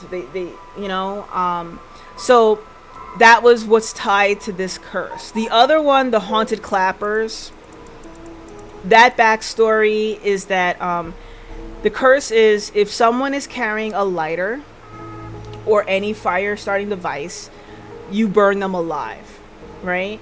And the story behind that is in Japan, in the Edo period, when a fire started, you would use the clappers, 2 wooden sticks to clap to warn people of a fire. And in this instance, the story behind that, this person was on fire, and I think no one warned him of the fire, or I can't remember too much. They must be what nobody can hear the sound of my clapper. Oh, so no, okay, so some heavy bell was going and no one could hear the sounds of their clappers to hear that there was a fire, and so he died. So that's part of this curse. Another one we ran into is the foot washing mansion. And that has to do with a bloody foot came down asking it to be washed. And this was in like some washroom, so you just see this foot out of nowhere just come smashing through the roof like, wash me.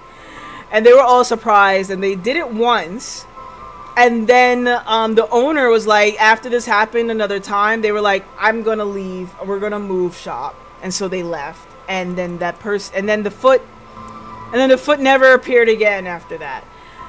This curse, the foot washing mansion, when you encounter the curse bearer, the one who holds the artifact for this curse,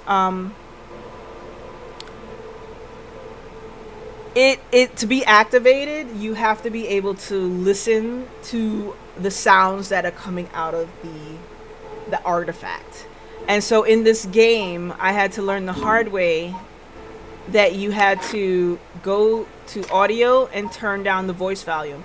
Mind you, there's no voice acting. So it took me a while to figure out that I had to use this to turn down the volume to not listen to the ghosts to continue. So that was that case. And why are people interested in these artifacts is because if you kill other people, if you kill a regular person, you can fill it up like, I think 1%. If you kill another person who carries a curse, I think you fill it up to like 30%. So if you kill somebody else and you fill up the artifact, once you get the artifact completely full, you can resurrect somebody and bring them back from the dead. So you have to change the volume. So some games are loud as heck. Yeah, I mean, this was just to change the voice volume because there's no voice actors. So it wasn't until like I realized that what voice that I had to change so I shouldn't be heard. It's the sounds of the sounds of the artifacts that make, and they're no real sounds. They're just like and ooh, like really weird sounds. But yeah, that's it. That was a trick from the game. All right, so yeah, I gave a pretty rundown of what the curses are, and it's like Pokemon. So you're getting Deli, the professional voice actor. Not professional, but Yeah, this is another game for me to work my throat. So Versace, we love to hear. And yeah, I get to throw sounds about. And we met a couple of characters here. I don't think I'll get too much into it again. Phrasing! Yeah, I know. I love Archer too. Alright. We're gonna get back into it. So we have these two detectives in some gardens. We are files. Cultural Society. We are in the former Yasuda Gardens in Sumida City. And in these gardens, another police officer had died. Hajime Yoshimi. And we are two police officers who are investigating this police officer's death. We are a young detective, Jun Ario, and Tetsuo, seasoned detective, Chief Inspector Tetsuo Susumi. And we also have an idea about the curses, but we don't know if we carry any. At the same time, we have a woman here, Harure Shigima. She carries the haunted clappers, and she wants to resurrect her son, who died, Suichi Shijima, because he was kidnapped and killed. And she wants to resurrect him, but also investigate who kidnapped her son. She hired this guy, Richter Kai, again, someone who doesn't have a curse echo, and he's a private investigator, and he witnessed her getting her curse echo that appeared out of nowhere and cursed her. So he now believes in the curse echoes and is investigating it. In his investigation, he finds out that I don't think she's in this list. She's not in this list. He finds out that a young high school girl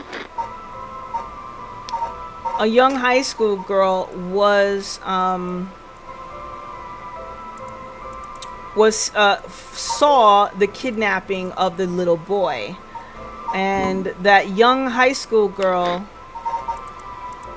he saw the young high school girl get kidnapped, well, he didn't see her, but he heard that she saw it. And he was interviewing another man. His name is not here. I guess he's not a main character. Interviewing another man who saw it and then realized that he was being blackmailed by her for some reason. But then she ended up dead. Alright. This story can get very confusing. But, I do give a good scenario, about it sometimes in the beginning of the stream when I start the game. Deli, have you played 9999 on DS? DS? And no, I have not heard of 9999. Yeah, thanks for giving the story rundown. Yes, you're welcome. It's light. Because I am now I think I'm up to 7 hours in this story already.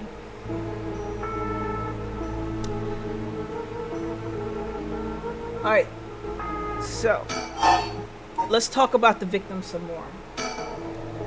And what was the other case he was working? This one, it's also related to Komagata high school student. Troublemaker named Hitomi Okuda. She seems to be the leader of a group of kids who get up to no good. Juvenile delinquency. Fun. So she was pretty bad for a while. Multiple charges of destruction of property, assault, and battery, you name it. Hajime had been working with her for about 6 months, and she was finally starting to open up. Then he met with the girl the day he died. Well, every schoolgirl's got its problems. Every school got its problems. But I'm sure he'd be worried about how she'd get on without him. Right, just when she'd finally found an adult she could trust. She might act out without someone to help her get through this. Well, we'll have to make sure the Sumida Community Safety Bureau does their job. But, we can't rule out the possibility that meeting with this delinquent girl had something to do with his death. Then we'll have to interview her too. Ah, yeah, you're right. She may have been the last person to see him alive after all. I'll ask Sumida to introduce us tomorrow. Though, who knows if they'll actually let us talk with her. That's what we hired you for. Lay a little boyish charm on them if they need convincing. Yeah, I'm sure they'd prefer me over a scary-looking old man like you, boss. Watch it. I'm still your superior. You ought to act like you respect me, at least. Oh, I thought I was. You were? Shit, is that just how your generation speaks? You really are a new breed. It's probably just me, actually. Yeah, oh well. Don't think you can get away with that with other people. So anyways, boss. Were you even listening? We got quite a bit to look into tomorrow. First, the 2 Komagata high school cases that Hajime was handling. And we need to speak with his fiancée as well. I believe that's it for tomorrow. Damn. Alright, so case notes regarding the death of Hajime Yoshimi, officer with the Sumida police. Summary: body found at former Yasuda Gardens. Estimated time of death 2 days prior at approximately 11 a.m. Cause of death: acute heart failure, cause unknown. Signs of a struggle found at the scene. Efforts to locate witnesses underway. Body discovered by groundskeeper. Currently investigating the fiancé of the deceased and 2 female students from Komagata High School that the deceased had contacted with as persons of interest. Alright, about the death. As for the cause of death, we won't know until the autopsy is done. From what we've seen, though, it appeared to be some kind of acute heart failure. But since he had no record of chronic illness and had no visible wounds, it's possible that poison or drugs could have been involved. Dying in the middle of the park like that certainly seems suspicious. We found signs of a struggle at the scene, as well as footprints belonging to an unidentified individual. We got people trying to identify those prints. If we can find who they belong to, we might be able to figure this whole thing out. Yeah! Wouldn't that be nice if that were the end of it? The only thing Hajime had on him were his badge and his wallet in his pockets. So we can rule out a mugging. Though there probably aren't many people who try to mug a cop as big as him. I've always heard that Hajime got into a fair few fights in his younger days. He started judo once he became an officer and rose up the ranks quickly. Sounds like the perp would have to have been pretty strong to take on Hajime. Alright. Still. Time of death was around 11 p.m. 2 days ago. Outside the park's operating hours, of course. His body was found early in the morning yesterday. 11 p.m. the day before yesterday? What was Hajime doing here at that time in the first place? That's the question, isn't it? The entrance to the park is closed after the hours, but it's a small gate that'd be fairly easy for him to get through if he really wanted to. That would, of course, be breaking and entering, but what do you think, boss? What do we think? Of course, he came here to hide something? Hell no. Of course he came here to see someone. What do you think?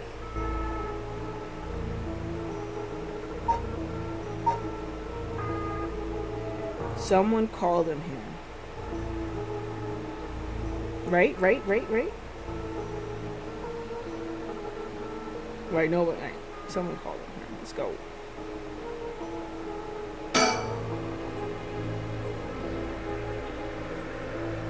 It's hard to imagine a cop like Hajime would trespass for no reason.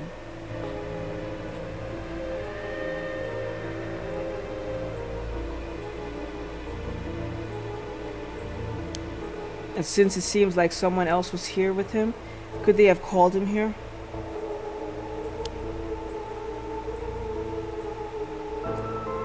Oh, that does seem likely. They must have been talking about something pretty sensitive to come here in the middle of the night. So Hajime met someone here to discuss something in secret.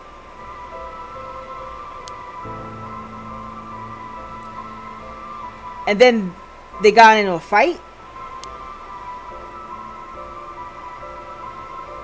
No, that wouldn't match the cause of death. There was no wounds on the body that would indicate a spontaneous scuffle. The perp must have planned something. When you think it would, then you think it was meditated? That would mean they called Hajime to the park with the intent to kill him? Well, there is still the possibility that it was still just some kind of accident.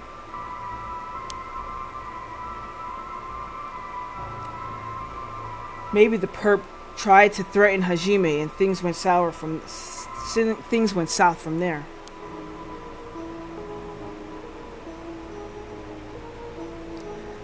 We should be able to get a clearer picture once we know exactly what killed him.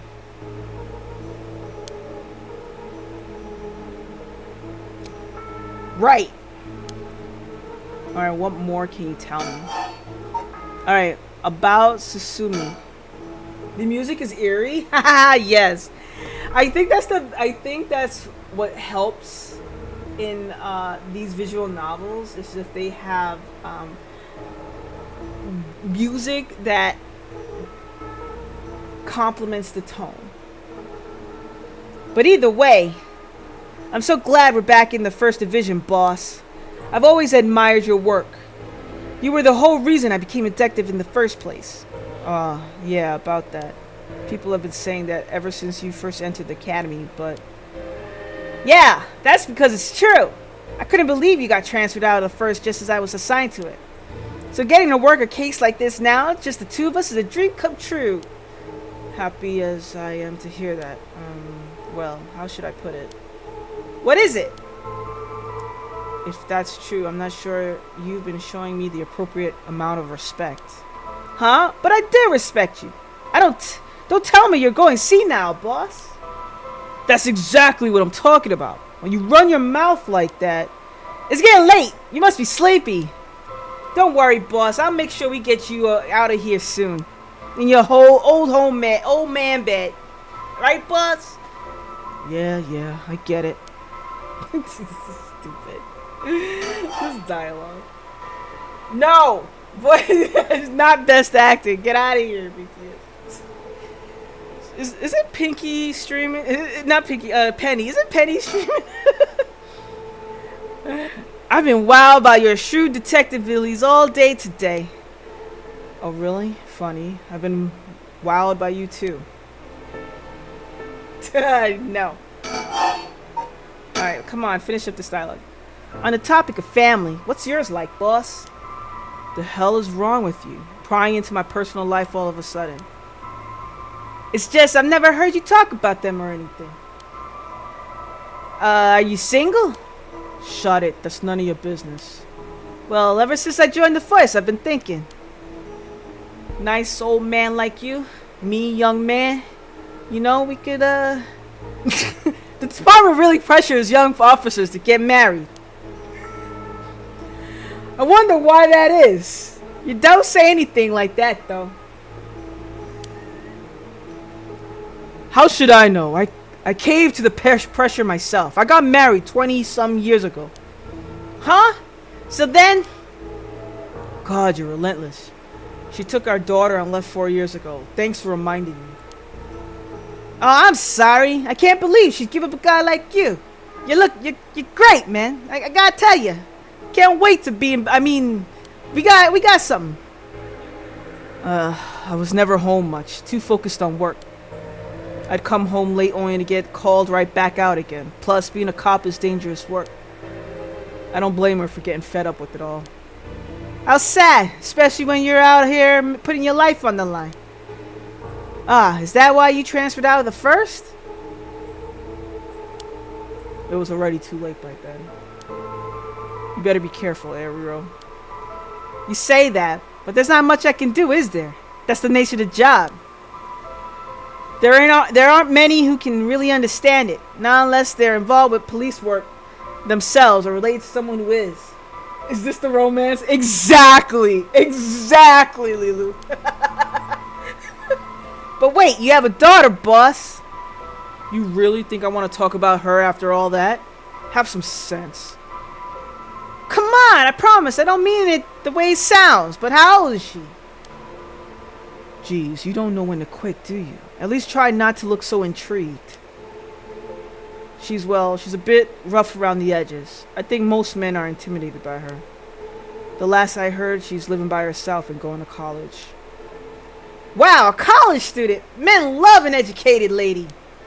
Stop that. What kind of cop are you making baseless assumptions like that? She's living on her own, though, huh? You must worry about her. Worry? I don't even know where she lives. Oh, so she hasn't told you? Probably because she knows you'd follow her around everywhere. I would not. I don't think. Come on now, we both know that's not true. Listen here. You may look like a mean old man, but you sure have a soft side. I like to get to know that soft side. What? Is that supposed to be a compliment? I can't keep up with you. We're done talking about this. I can't believe this was a conversation. Oh, there's more. Oh, that reminds me. If you got married 20 years ago, it must have been right around the Najima murder. You know your history. Yeah, that happened a year or two after our wedding. You're the one who arrested the killer, weren't you? You studied that case at the academy. We studied that case at the academy. I was only in elementary school at the time, but I still remember people talking about some dangerous criminal getting arrested. All that was just cracking the case, finding the guy. It was all just happenstance. I'd really rather not think about it. It was a disturbing case. Did it not make your skin crawl when you learned about it at the academy? It did, and we were all terrified. Sounds about right. No one could believe that such a mild-mannered man could have committed such a terrible murder. If we had overlooked one little thing, we may never have caught him at all. I think I remember hearing there was only one charge brought against him in the end. That's right. We didn't have the evidence. I knew there was no way such a meticulous planned crime could have been there first, but we may have stuck Fumichika Dejima in a cell. But it was a victory. He always had the upper hand. Fumichika Dejima. Right. And all the damage he did to everyone involved, especially the victim's classmates. It's already been 20 years, huh? Damn it. This is why I try not to think about it. I'm sorry. Alright, are you? Yeah, okay, now about the occult. So all this occult stuff, have you heard about it, boss? What are you talking about? This rite of resurrection thing that everyone's talking about? No, not you too. I've been hearing about that shit everywhere. Oh, you have? That's surprising. Who cares what people are talking about? It got nothing to do with our job. But don't you think that the occult stuff with this case feels, I don't know, realer somehow? The whole thing started right here in Honjo in Sumida City. So I thought that maybe... Cut it out. Nothing good could come of getting involved with that rite of whatever or that record of fates. Sound like you know all about it. Boss, are you secretly into the occult? Stop that. Seriously, this isn't a joke. I get why you'd be intrigued by something called the Rite of Resurrection after your buddy of yours died, but bringing the dead back to life, that's the stuff of fantasy. It's not real. Just don't go hoping for miracles, got it? Oh, there's gotta be more. Oh, is that it? Alright. That's it? Alright, checked our surroundings. We examined him. Oh, the scene. This is where the victim was found. It's clean now. It almost feels like nothing happened here at all. But once an incident like this has come to pass, there's no going back. Not that knowing that is any consolation. Well, boss, I think that about does it. Right, let's call it for tonight. I'll see you tomorrow. You think I could come over? Oh God, what is that? Huh? Boss? What's wrong? Don't tell me you're going senile again. Damn it. It was that case all along. Do not be fooled. The true lie. It's no you believe me. Boss, what is it? Is there something over there? Ugh. Such deep sorrow, resentful memory. Those who deceive falsehoods and hung up forever in eternal darkness. Kill them. Kill them. Those who spread lies. Kill them all. Alright. You have acquired the power of the Chorus Stone, the Evergreen Beach. You can use it to kill those who intentionally try to mislead you. You press the use curse button when someone lies to you. The zoom? Yes. That zoom. Alright, let's check the files. Alright, so the Evergreen Beach. Alright, so I read this top part already about the lore. I'm gonna read the curse power. So it kills by hanging one who tries to mislead the curse bearer with false statements. A resentful memory he deceived us with his so-called right of resurrection.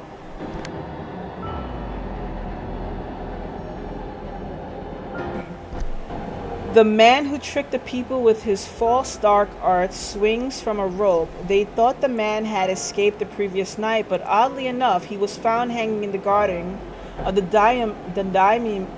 daimyo's mansion that morning. The man, a local named Jinkichi, was known for his kind temperament and skill in crafting netsuke claps. While his life wasn't always easy, he was optimistic, the type to smile through whatever life threw at him. He was kind of a man who could take care of those who didn't have anyone else to rely on. The propensity that the ukiyo-e boon brought must have been what fanned the flames of his greed.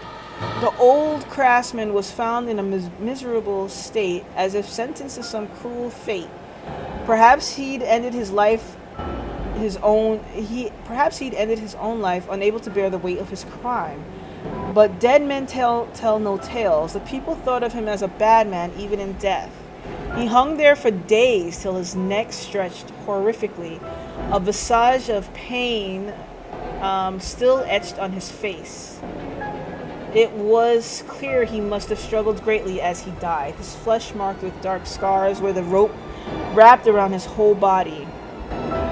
The beech trees'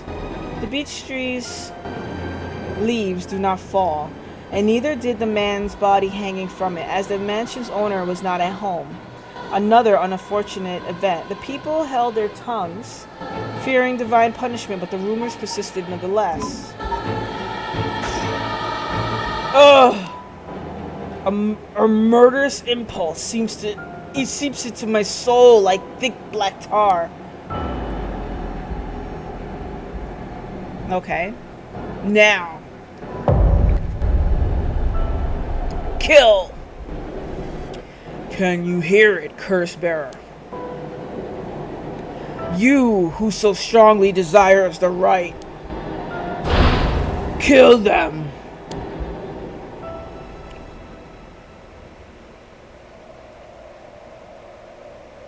Okay. Boss! Boss! Boss, what's the matter? Don't tell me you really went senile. Sorry. I'm fine. Ario. Yes? I have some bad news. Oh no! Your senility is kicking in, isn't it? No. We've got a bit of trouble on our hands. Looks like we'll be working some overtime. We're not going home tonight. Well, what? What are you talking about? we are now our curse bearer. All right. So we just finished that story arc. All right. So, like I said, we have these story chart here. So we first played as this person. We were in the park with Yuko. We were doing investigations. We found that she died.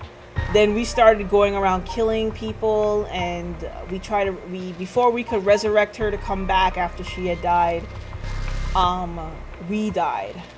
Then we were able to go back and change the story arc. We thought maybe if we didn't accidentally kill her by turning around with our curse, that we could save her, and we did. So she lived, we lived.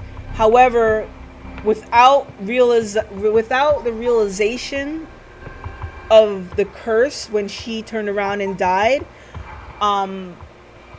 neither one of us went further into the park to find out the curses. So when she went home and I went to like investigate the park a little more, we end up dying. So this is Shogo Okie's arc.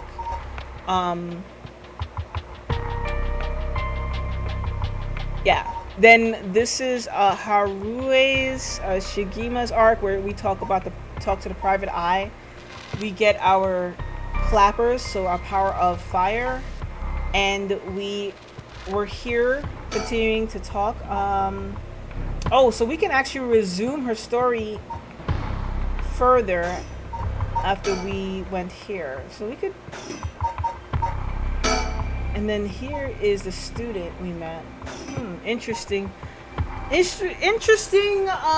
web of storytelling this game has. I'm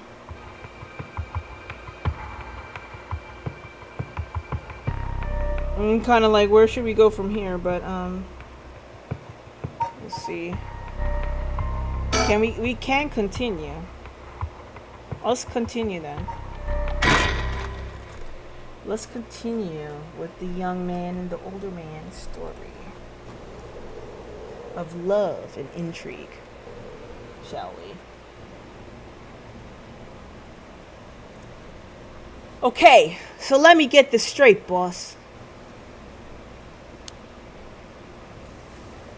The rite of resurrection really exists? Okay, yeah, I think it is. And to use it, you have to kill people using the power of the curses from the 7 mysteries of Honjo. So the detective is definitely dating the daughter. I don't know about that, Picky Diz, but if that's what you want to assume, I'm gonna let you go with it. You can have that story. And the curse you have is from the story of the Evergreen Beach that's told in this area? Is that right? Yeah, pretty much. You're quick on the uptake. You weren't your usual silly self when you were explaining, so I knew you were telling the truth. I'm never silly. The only thing I have trouble believing is that you're taking this occult stuff seriously now. I mean, talk about paranormal. I thought you didn't believe in any of that. But you know there's fanfic for those. You know. Lilo. You know. You want to look that up? I'll put their names down. They are Ario and Sumi fanfic. If you went to fanfic. Yeah, go search for that. Go down that well. On it. My familiarity with it is why I try not to get too close. Are you just being a sore loser? Not used to admitting you were wrong? I'm gonna lower my table here. Oh, shut up. Listen to me. No point in trying to hide things anymore. You won't get anywhere if you don't understand this, so listen up.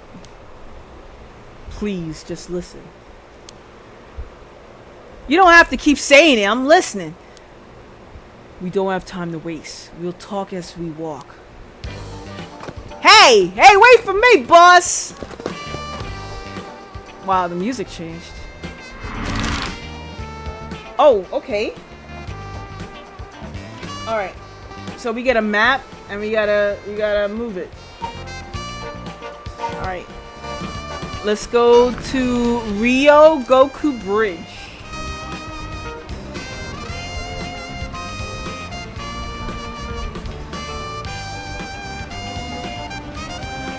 Sorry, I just want to double check one thing.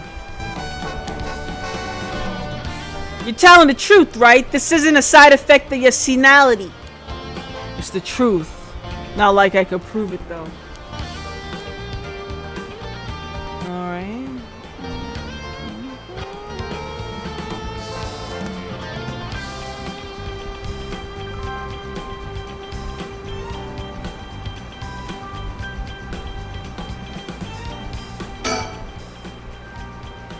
I'm sure you already know this, but this is all top secret. No sharing it with anyone. Right, you can trust me not to. But, no, I just can't believe it. I'd heard rumors that you used to be a member of the secret division attached to the security bureau. I can't believe we actually have a department called Paranormal Affairs. Yeah, I'm sure it comes as a shock. I couldn't believe it myself. I thought the higher ups were messing with me. Really had me worried for a while there. No, this is incredible. That's the whole reason I became a cop. I was always fascinated by secret agencies and stuff. You serious? But thinking about it, it totally makes sense. If cursed spirits really do exist, then of course we'd need a special department to protect the citizens from them. You seem a bit too eager to believe all this. And hang on, I thought you joined up because of me. Ah, come on, boss. You. Do you only have one favorite food? I like to get around, boss. I like to sample around, you know? You can like more than one thing. Yeah, whatever. You gotta protect all them citizens. In any case, the official stance is that the supernatural doesn't exist, so Paranormal Affairs operates in secret. Still, not sure why they stuck me there. Those 4 years, I worked nothing but cases involving the supernatural. Really? Okay, we got updates here. Oh my god, this game. I should just read the book. The Paranormal Affairs Bureau, although officially called the Tokyo Metropolitan Police Department Security Division Special Security Unit, wow, that's a long name, Paranormal Affairs Bureau, is more commonly referred to simply as Paranormal Affairs. I see why. Only a handful of people know its existence, even within the police force. As the name suggests, it specializes in the investigation and resolution of cases involving paranormal phenomena. Since the existence of paranormal phenomena is not public knowledge, nor is it readily believed by the general population, the Bureau's activities are conducted in the utmost secrecy. Currently, there are only 5 members, including the chief. The Bureau has a network of psychic contacts across the country who assist with their cases, including Mio Kurosuzu. Mio Kurosuzu. I think it's the first time I've heard this name. Mio Kurosuzu. The Bureau undertakes investigations to any suspicious stories that cross their desk, though the vast majority turn out to be hoaxes. Due to the sheer volume of cases, close-lipped, experienced detectives without paranormal abilities of their own, such as Tetsuo Sasumi, are sometimes assigned to investigate. The current chief of Paranormal Affairs is a man named Kuiru Nakagoshi. He was born to a family of psychics who have been involved in keeping the world safe from paranormal phenomena for generations, and has served as Mio Kurosuzu's mentor since discovering her. Kuiru is is an elusive figure. Very few have met him in person, and he is rarely seen in the office. It is said that this is because he has oft been the target of curses. However, some theorize that is in fact because Kuriru is not actually of flesh and blood at all. His seat in his office is usually occupied by a Nue, a legendary creature found in Japanese folklore. The Nue resembles an ordinary white thrush and acts as Kuiru's messenger, leading to bizarre scenes of police officers earnestly reporting their findings to a bird. I like the Ghostface girl legendary figure. Report in. There is fanfic for this pair. Not a lot though. Oh, that sounds awesome. The term Nakagoshi case serves as a code name used to refer to cases under investigation by paranormal affairs. Y'all are funny. Y'all make me laugh. Ain't y'all just funny? Alright. Let's keep going.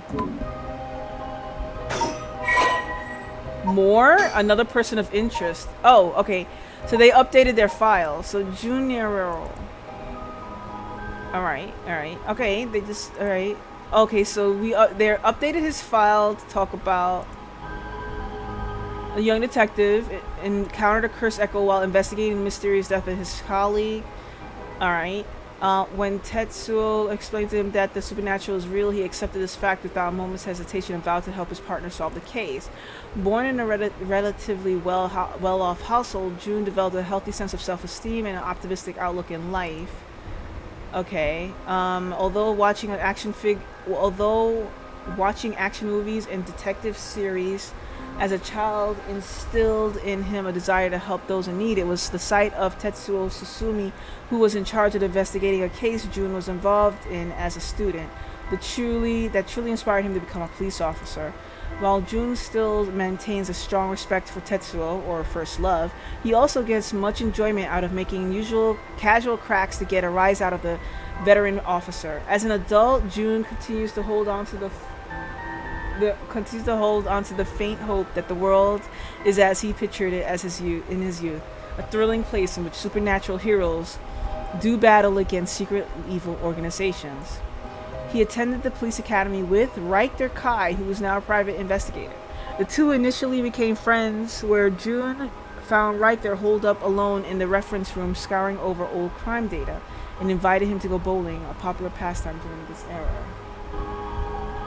I didn't read it. Want me to send the link? Oh, there goes the link. Alright. The gruff police detective that Shogo Yuki met in... Okay, since he's a veteran, he was possessed. Okay, so now we know that this person has a curse echo, the Evergreen Beach. Alright, and rather than sitting behind a desk, we worked in the field. Behind his stern look has compassion, a man preparing to help his fellow officers, has a penchant for candy and desserts which he tries but fails to conceal from other officers at the risk of appearing soft. Pickiness says he can't read. Oh, Lilu, you're gonna have to have a reading stream. You're gonna have to do a stream where you read fan fiction. Chat wants it. He delights in buying local sweets. Wherever he is sent to investigate a case, and would often volunteer to be dispatched to distant locations to acquire them while he was in paranormal affairs. Read the fanfic until I fall asleep. Y'all are funny. Okay, I think that's enough. I know some things are repetitive. Oh, look, there's someone there. Alright, let me check out Jun. He's not stupid, but he sure can be slow sometimes. Though I think that positivity of his may come in handy at some point. Alright, I'm checking him out. I think. Revealing the existence of a secret department is against the rules, even to a fellow cop. But this is an emergency. I need his help. I'll tell him.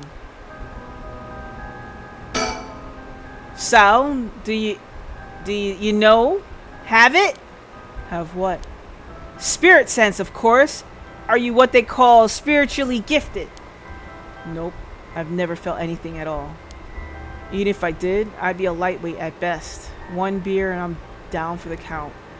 Look at this face, y'all. This guy has the weirdest facial expressions in the whole game. Oh, huh? Is that how people in the field qualify someone's spirit sense? Like how much liquor they can handle? Nope, that's just me. Thought it would help get the point across. Oh, huh. Sorry. Seem like I keep disappointing you. No, it's not your fault, boss.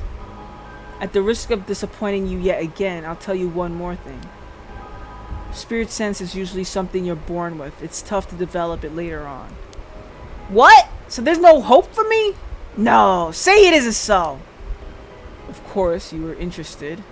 Well, you never know. You may have some hidden potential. I know there's a high schooler who got so much spirit sense that she works on the front lines. I say work, but she wasn't paid because it was supposedly part of her training. Yikes, that seems like it'd be in a violation of Article 69 of the Labor Standards Act. Wow, you really know the law. No comment. Even the occult field has workers' rights issues, huh? It's alright. Let's talk about this shadowy figure here, shall we?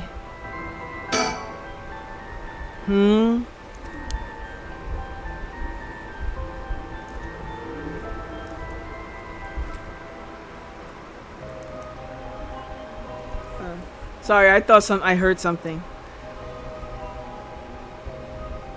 Article 69, I see. Wow, you guys picked that up quick. Someone's watching us. Doesn't seem like they're gonna run. Let's just keep an eye on them for now. Okay. Yes, you do. You have an innocent mind. You're worried about the child labor laws of Article 69, right? So what we do now?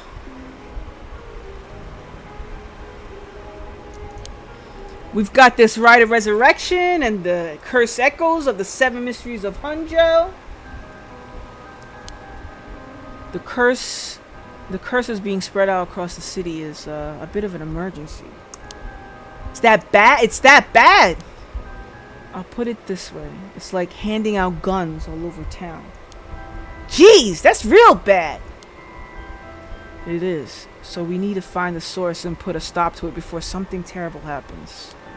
Usually that'd be a job for paranormal affairs, but I talked to them on our way here. The main team is tied up until tomorrow night. So they told me to deal with it myself, so it'd be fine since I have some experience. Wow, this guy's position.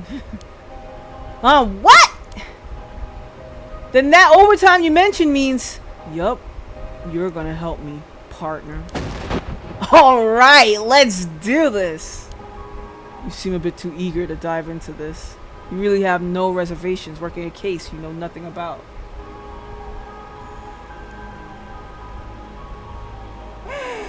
Okay, wait, hold on. I just noticed the title of one of the fics. Exactly what you get me. Psychological horror mystery? No. Surely I'm in a supernatural boy love drama. Yes, Lilo. Yes. Yes. Go down that rabbit hole and take chat with you.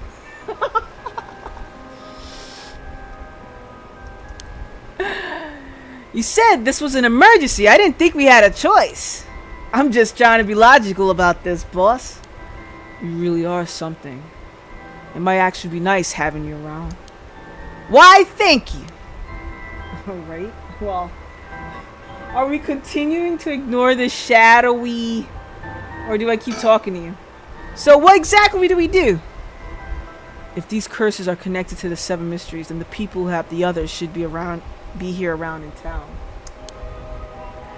Right. If there's 7 of them, that means there are 6 more out there. And we have to stop them all before they kill anyone with their curses. If we can, we should find and collect all the curse stones. But boss, from what you said earlier, killing a curse bearer gets you closer to completing the rite of resurrection. Won't your life be in danger if they find out you're a curse bearer? Pretty much. We can't let that happen. That sweet old ass of yours is only mine. Mine alone. Should we even be out here right now? Hiding would only be a waste of time. The mystery of the one-sided reed is associated with the Ryogoku Bridge. I was hoping we'd be quick enough to run into the one-sided reed's curse bearer. No such luck, it seems. Well, if nothing else, maybe word will spread that the cops are on the lookout and people will behave. That's putting a lot of trust in whoever these other people are. But it's possible that other curse bearers with the same idea will come here. Talk to anyone you see who seems suspicious. That means someone who may have the power of a curse? Understood. In that case, why don't I ask that guy who's been watching us this whole time? Oh, you noticed him too? Well, good luck. Hey, you there! Sorry to bother you, but I've got some questions. I'm with the police. Oh no, not this guy. Thanks for your cooperation. We'll be asking you a few things, Mr. Yutaru Namigaki. What's your Oh, sorry. Yutaru Nagaraki. That's your name, correct? Yes. I don't mind answering your questions. Wrong voice. I know, Pinkiness. I know. You're a detective. Did something happen? Oh, right. Lots of things have been happening around here. You're fired? Thank you, Pinkiness. I know. It would help more if the lettering were colored, but they're not. Only the name is. Oh, right. Lots of things have been happening around here. Like people dying. Go hug the pot. Alright, think. So, what to make of this guy? Talk.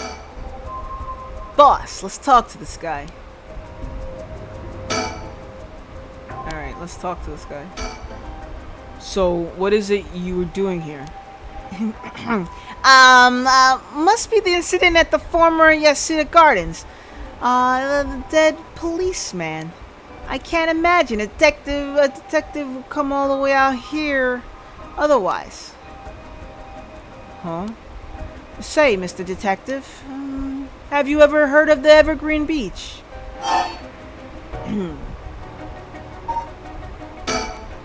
How about you answer my question first? What were you doing here? I was answering your question. I came here to look for the Evergreen Beach from the Seven Mysteries of Hunjo. Actually, I was wondering if either of you knew anything about it. Ooh. Ooh, should I lie or should I tell the truth?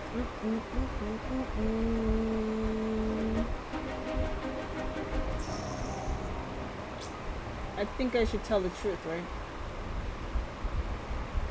In case this person... I mean, I know what kind of curse he has. But I should tell the truth. Not here, though. Let me see. Not here. If it's the Evergreen Breach you're after, you would be better off looking around the former Yasuda Gardens than here. Oh, you know a lot about this. But that's what I thought. Detectives, you have the cursed stone of the Evergreen Beach, don't you? Yo, how did you know? Ariel, you idiot. Aha, well, that was much easier than expected. Oh, crap. Sorry. It was simple interference. I figured you would have taken the curse if you were just in the gardens. If you know that, then you must be a curse bearer yourself. I have no intentions of hiding anything. I plan to tell you that from the start. Look. This is my curse stone. I believe it's called the Foot Washing Mansion. That's right. But are you sure about this? I'm not so rash that I'd kill someone as soon as I found out they were a curse bearer. Not without talking to them first. What the fuck? Foot washing? That is a curse? Yes. Foot washing. You're the same, aren't you, detectives? You wouldn't use a curse on a normal person. Let's speak as equals, shall we? Ooh. He lied about something. Right? We can actually lose our curse here and end this guy because he lied about something. I wonder what he lied about. I wonder what he lied about that makes us able to use our curse.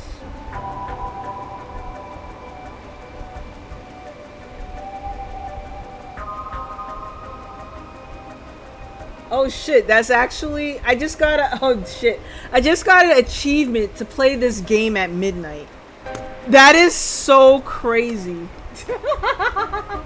Play this game in the middle of the night is an achievement. That is so, alright. Okay, well, this game. It just hit midnight too.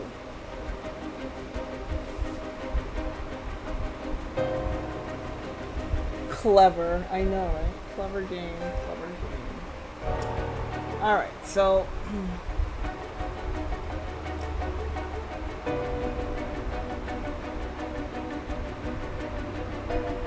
cool, that is achievement. That is kind of cool. Alright, let's keep talking to him. We won't use the curse. Boss! Sure, we'd rather resolve this I can't speak. Amicably. That word. Alright, see, I'm not a professional voice actor. Oh, God, forget it. I give up. I'm gonna go drink my sip of water.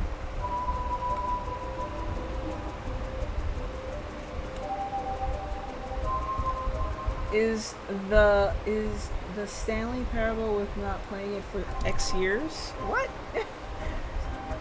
Kenjo, you confused me. But before we talk, there's something I should tell you. This is my curse stone, the Evergreen Beach, just like you thought. What? Yeah. What, boss? Why would you tell him? As for how the curse works. Boss, are you having another senior moment? If you tell him that. It hangs to death anyone who would try to mislead me. So, if you try to lie to me, the curse stone will let me know. I don't have to use it to tell. Understand? Whoa, really? That's super useful! I see. Understood. That's a pretty useful power for a detective. Now then, let's talk. Damn, it seems I've lost the upper hand. No point for petty tricks then, I'll be honest with you. I can use the curse again! Dude wants to die, man. How many times is he trying to mislead me here?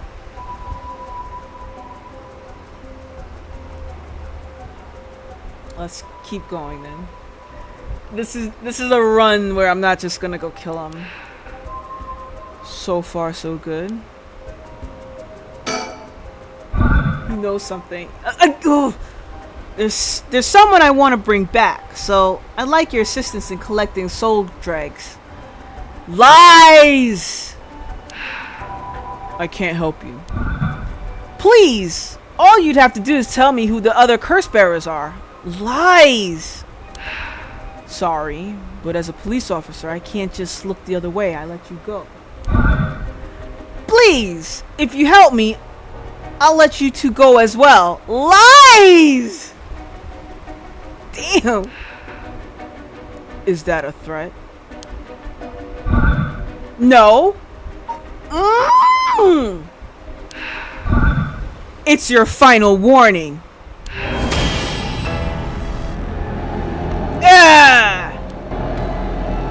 My curse, the foot washing mansion. Did you really think you could escape it just by being careful? It didn't matter to me which of you was the curse bearer. I'd be taking both of your soul dregs anyway. Wait! Namigaki! Wait, I just gotta double check this audio. All the way down. Alright, good.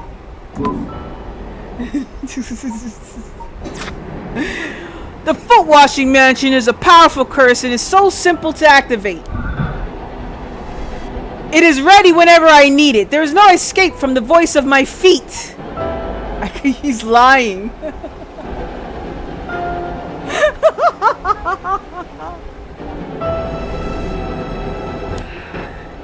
Ario, get out of here, hurry. I'll find you later. What? Okay. Too late. Hear the voice of my curse echo. The voice of his curse echo.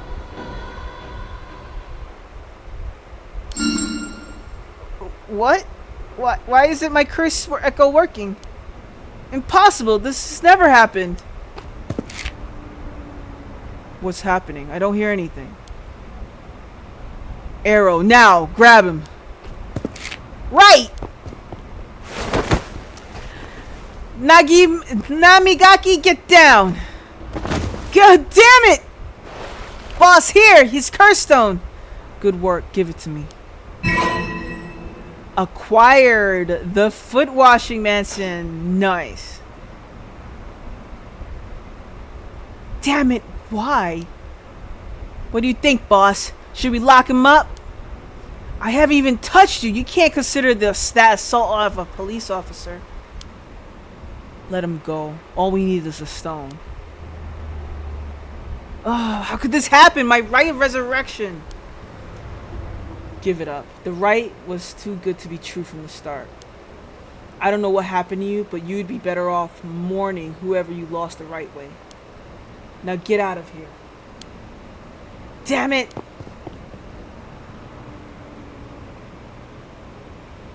Phew, that was a close one, huh, boss?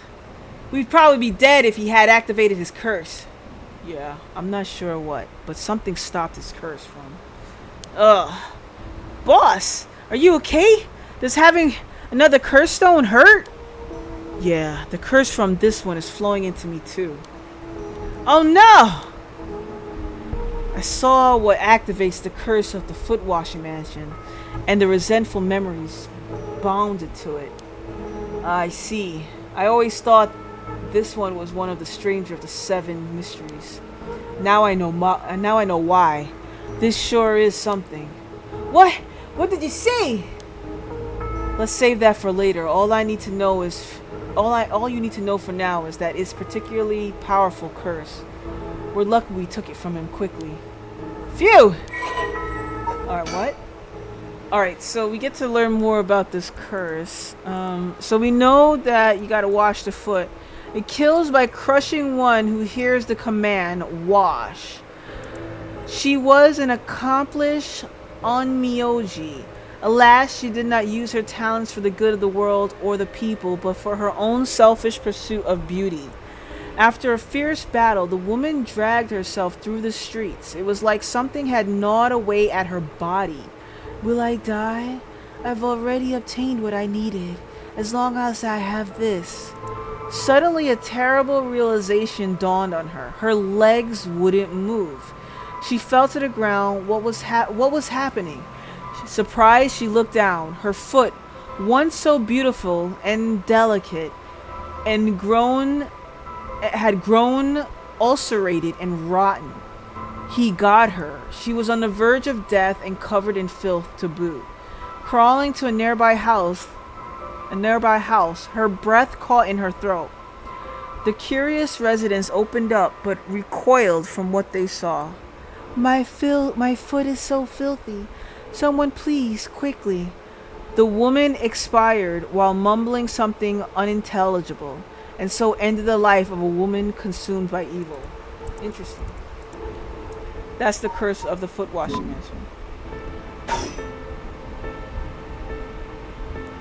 Well, that makes one stone. Where do we go now? We'll visit all the places associated with the mysteries while it's still dark out. You mean we have to do that all over again? I hope they aren't all as aggressive as him, but people do crazy things to bring back someone they love. It seems that the hatred the curse stones are imbued with makes people more willing to kill. Really? Then what about you, boss? I'm fine. I may not have any spirit sense, but I'm tough when it comes to this stuff. That's why they loved me in Paranormal Affairs. So you are spiritually gifted after all. Alright, let's head to the next place. Okay, interesting. Oh wow, okay.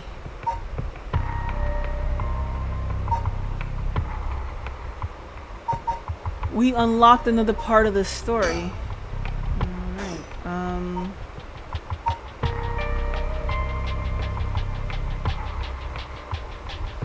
Alright, you know, let's meet someone new, right? Let's go to the spirit board. Yako Sakazaki. Yako Sakazaki searches for the rite of resurrection, hoping to revive her friend who jumped to her death. To get the information she needs, she meets with her classmate Mio Kurusuzu in their classroom at midnight to attempt to using the spirit board. So Miru Kurusuzu, that's the one that the police have been using as part of their spiritual advisor. Alright, let's go. 12 a.m. midnight. Yako Zaki. Komagata High School.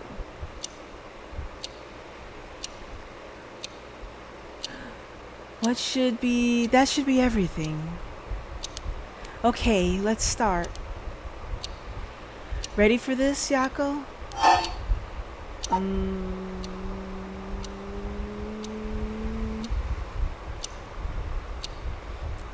I need a second. Sorry, give me a second. It's okay. It's normal to be nervous your first time.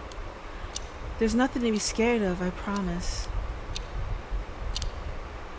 Thanks, I'm ready. Yako Sakazaki. Ooh, person of interest updates. Okay, so now we get to, we got more people here. Alright, so we got Yako Sakazaki. I'm sorry, I'm going to butcher all the Japanese names and words. Female high school student. We don't know if she has a curse echo. Yako is a student in the class 2C at Komagata High School. Unable to comprehend why her childhood friend and classmate Michio Shiraishi committed suicide, she attempted to investigate the incident herself. However, she was unable to make any progress and, feeling desperate, invited transfer student Mio Kurosuzu to join her in performing a spirit board ritual. Born and raised in Honjo Shimida City, Yako's family has owned and operated the beloved candy shop Sennoya since its establishment in the early Showa era. Despite her modest appearance, Yako is a cheerful and vivacious young woman with a sense of duty and compassion so strong that she is easily moved to tears. She is also a bit quick-tempered and quarrelsome, always prepared to stand up against those who harm her, family or friends. It is possible, however, that this readiness to fight is more driven by an innate love of chaos. Yako's winning streak against arrogant boys and scraps since she was a child remains unbroken, and is the source of considerable stress for her mother. Wacko and Dot. Yes, this is Yako, not Wacko. It's Yako. Yako and Dot. And we have here. Okay, we could learn more about Yutaru Namigaki. So yeah, he's been updated. The foot washing mansion abandoned or taken from him. The young man encountered at the bridge. His cursed stone was later recovered by Tetsuo Susumi. Yataru is an elite student at a prestigious university. He lives off of the generous allowance he receives from his parents, who are both prominent local figures. Although Yataru has lived a charmed material life, emotional neglect at home has caused him to develop a spoiled, egotistical streak. The only kindness he knew growing up from his family's maid, and he still fondly think of the plain rice with butter they used to enjoy together. There's 3 of them. Yako, Wacko, and Dot. Oh, anime. Oh, okay. So we have Yako, but we're missing Wacko and Dot. Okay, got it. Well, let's continue. All right, let's start. This is the spirit board. This is how we'll be communicating. All right, everybody ready? Everybody, we're going to do this together, all right? Get y'all spirit boards ready at home. It's midnight after all. Quarter after. First, we'll both put the finger on the 10 yen coin that's on the board. Oh, let's go. I'm not ready. Luigi board? Yes, the Luigi board. Actually, it's pronounced Luija board. How do I prepare? Get your paper, get your coin, get your yes or no. First, we'll put the finger on the 10 yen coin that's on the board. Oh, I gotta put my finger on here? Oh, I do. Like this? Just like that. Relax your finger as much as you can. Oh ho ho! That's what she said.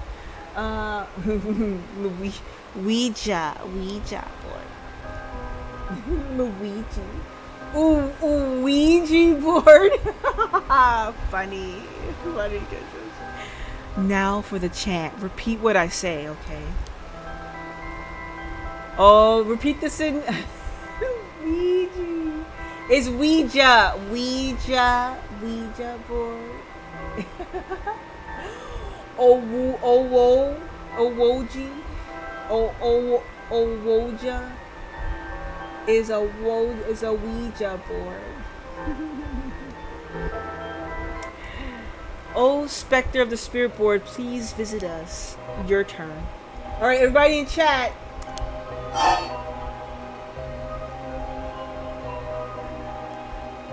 Oh, Spectre of the Spirit. Oh, really? Oh, Spectre of the Spirit Board. Okay, this is funny. Do they have goodbye on there? They have no. I don't see goodbye. Please come this way. Please. I thought it was please visit us. Spectre of the Spirit Board. Spectre of the Spirit Board. Please visit us. Good. Please tell us if you are there.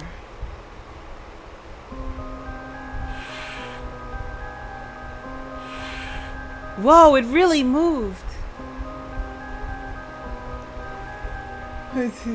No, but they have Boogie. Okay.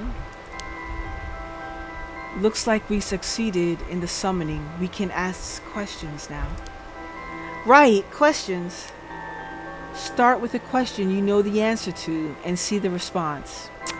Will Pinkiness give someone a hug? Then, when you know that your answers are going to be answered truthfully, you ask what you really want to know.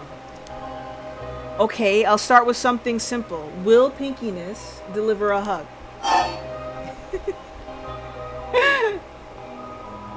Rigged! What should we ask? What should we ask? Was it? I don't know if is it really you really works.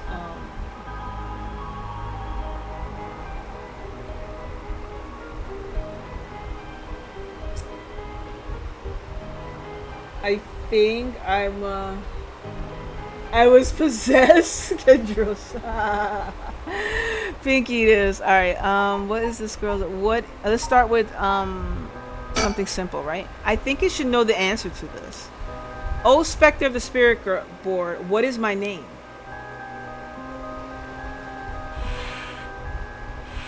Huh? What's the matter? How strange. No. Huh? It told me no? Ah, I bet it means it doesn't know. It may be the Spectre of the Spirit World, but it doesn't know everything. Is this spirit really the real deal? Yes. It's fine. I feel like it's giving me attitude. Alright, how about what is this place? Oh, Spectre of the Spirit Board, where are we? H-I-H-G-H Hi S-H-H-O-O-L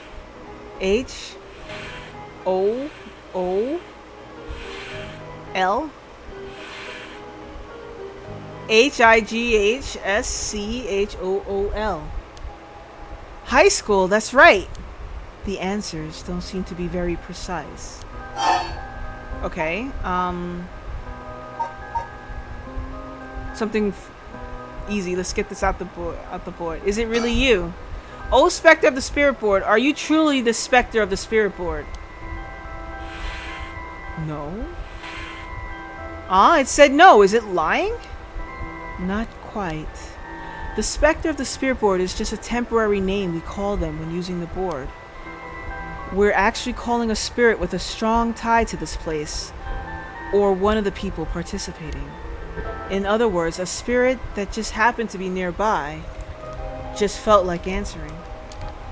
They don't really think of themselves as the Spectre of the Spirit Board. Oh, really?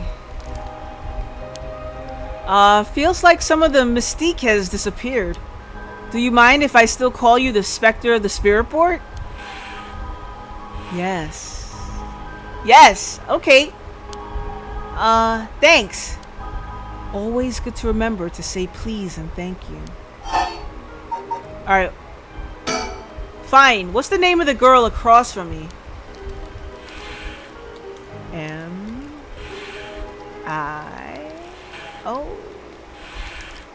Mio. That's right. That's not fair. It knows your name, Mio. It even used that weird character you used to spell your name. How flattering. Psychic girl, Mio, Kurosu. Oh, okay. We have another person of interest. Okay, so Mio transferred to Class 2C at Komagata High School about 2 months ago. We don't know if she has a curse echo. Although she's an extremely mild-mannered young woman, she exudes a somewhat off-putting dark aura, which makes it difficult for her to form friendships. Mio has, however, found a friend in her classmate Yoko Sakazaki and has begun opening up to her little by little. The truth of the matter is that Mio is the apprentice of a famous psychic. Possessing exceptional spirit sense, she takes on the troublesome task of surreptitiously handling spiritual disturbances that break out in schools across Tokyo before they become a problem. She transfers school frequently as a result and thus has trouble making human friends. Mio has already solved an incident at Komagata High School involving a female student possessed by spirit.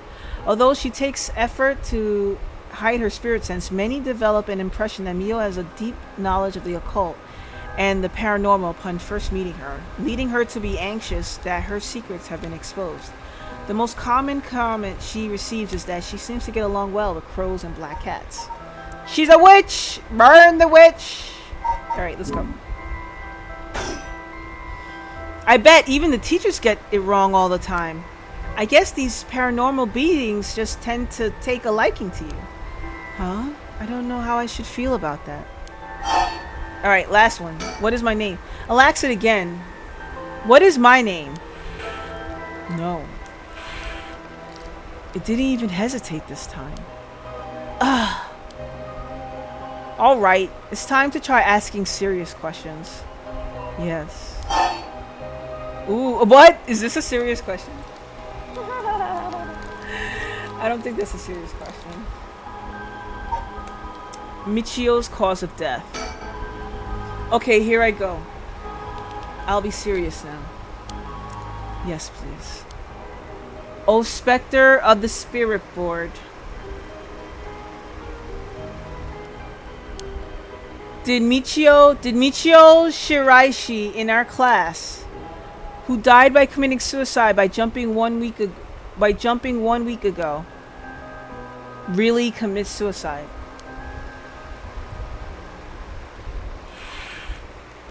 No.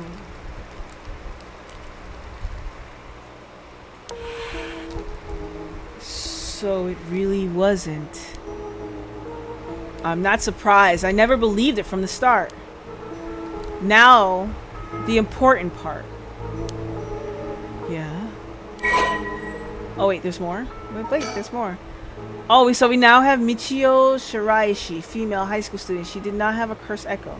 Michio was a second-year student at Komagata High School. She was found deceased 1 week ago in a the back alley of a South Warigesui street. Her entire body broken and severely contorted. Police determined that Michio committed suicide by jumping from a nearby apartment building. As there was no suicide note, the police based their conclusion on interviews with Michio's peers.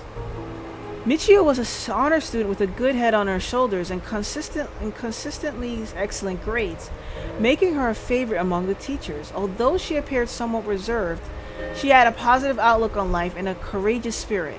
Michio and Yoko formed a long-lasting friendship during childhood, with Yoko's unbending, uncompromising attitude deeply influencing Michio.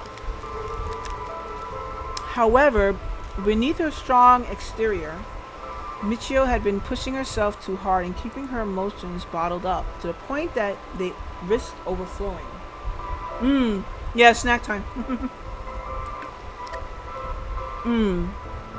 Following her father's death 3 years ago and moving to a new house, Michio began avoiding Yoko. Although the two remained in the same area of town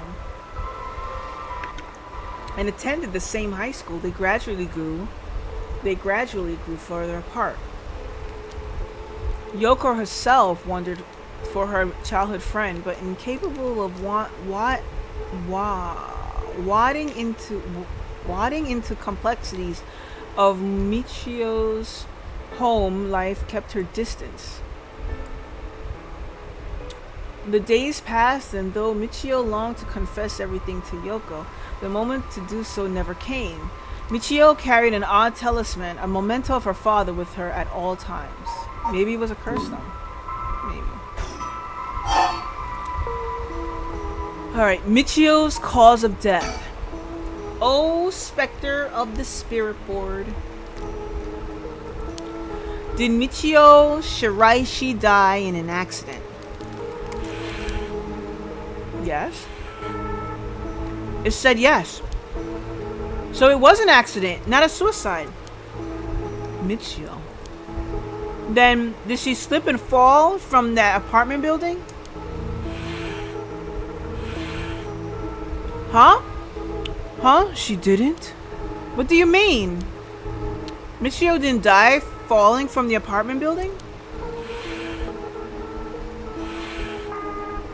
No way. If that were true, then why was she lying on the ground like that in the back alley of the apartment building? It was an accident, but not a fall? Oh, Spectre of the Spirit Board, what happened to Michio on that day?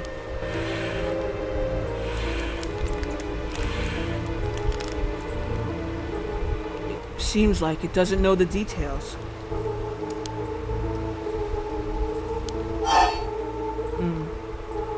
Alright, let's go. Then how about, oh Spectre of the Spirit Board, We want to use that rite of resurrection to bring Michio back to life. Do you know where the rite of resurrection is? I wonder.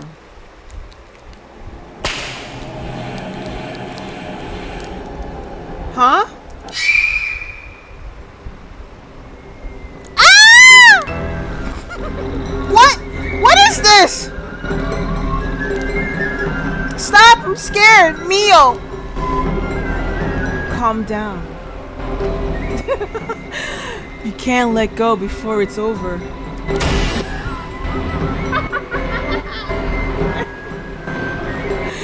My neighbors are awake now. Ah! I'm trying to be calm with my screams. Alright. She's cursed now. Such deep sorrow, a resentful. Oh, it's Yoko's voice. Such deep sorrow, a resentful memory is flowing into my mind.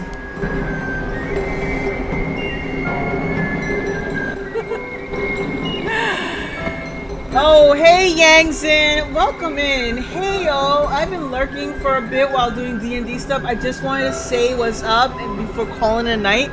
Well, thank you for the lurk, much appreciated. Deli's no, Steph, I'm gonna die. I get in that hook, I'm gone. Fuck out of here. What's that noise? Oh, D&D. What is that? Well, I'm sorry if I woke up anyone. It's horrifying. Pickiness, the ambassador, please, you may go ahead.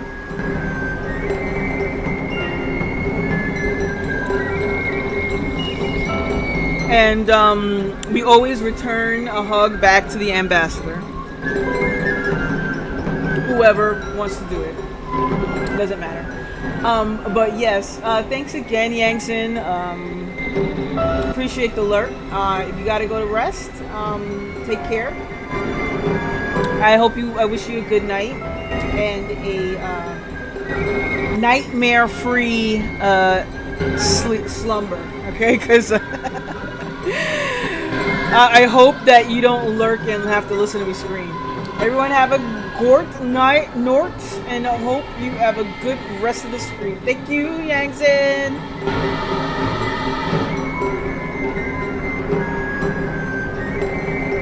I leveled up in Trucking Simulator today, by the way. I felt bad the other night that I could have got you guys.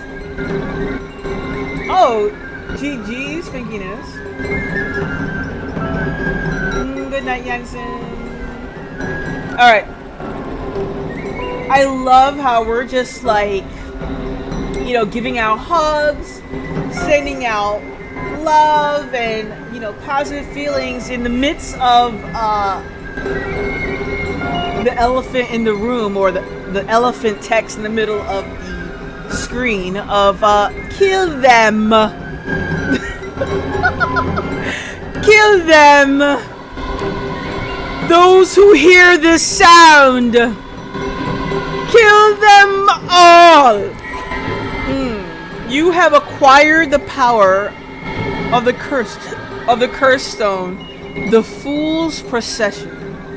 You can use it to kill those who hear the sound produced by the curse echo for more than 30 seconds. The effect will be negated if you are seen in that time. Okay. Alright, the Fool's Procession, an enduring superstition.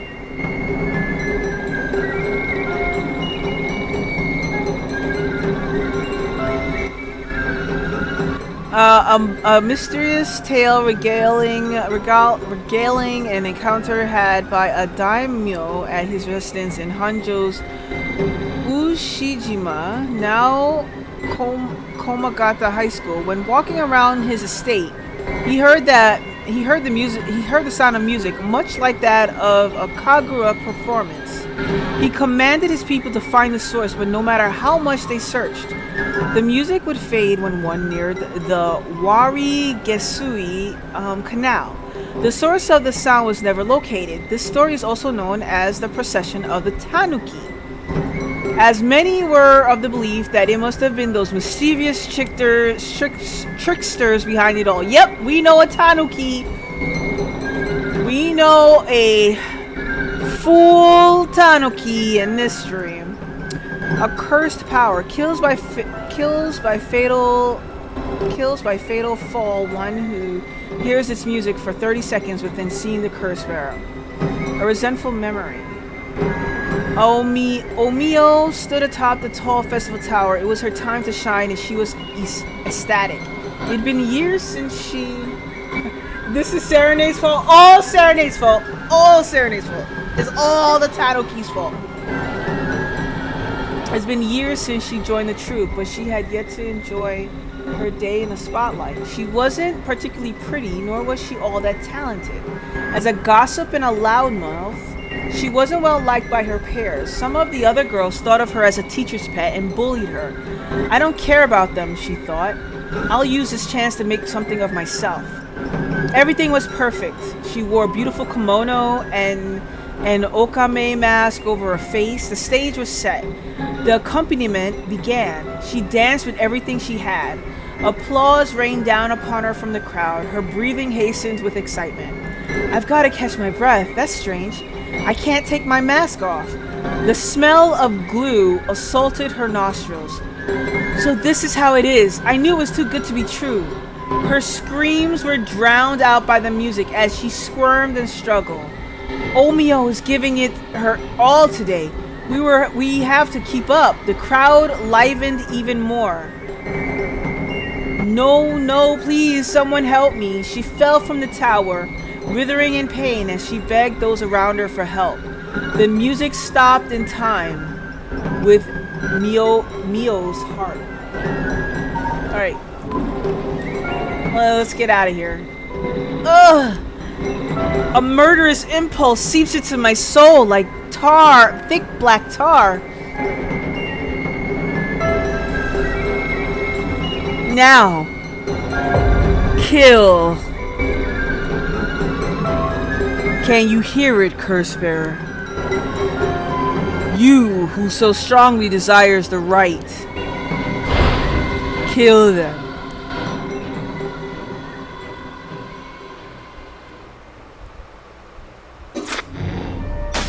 Oh, ooh, interesting. All right. We finished her arc.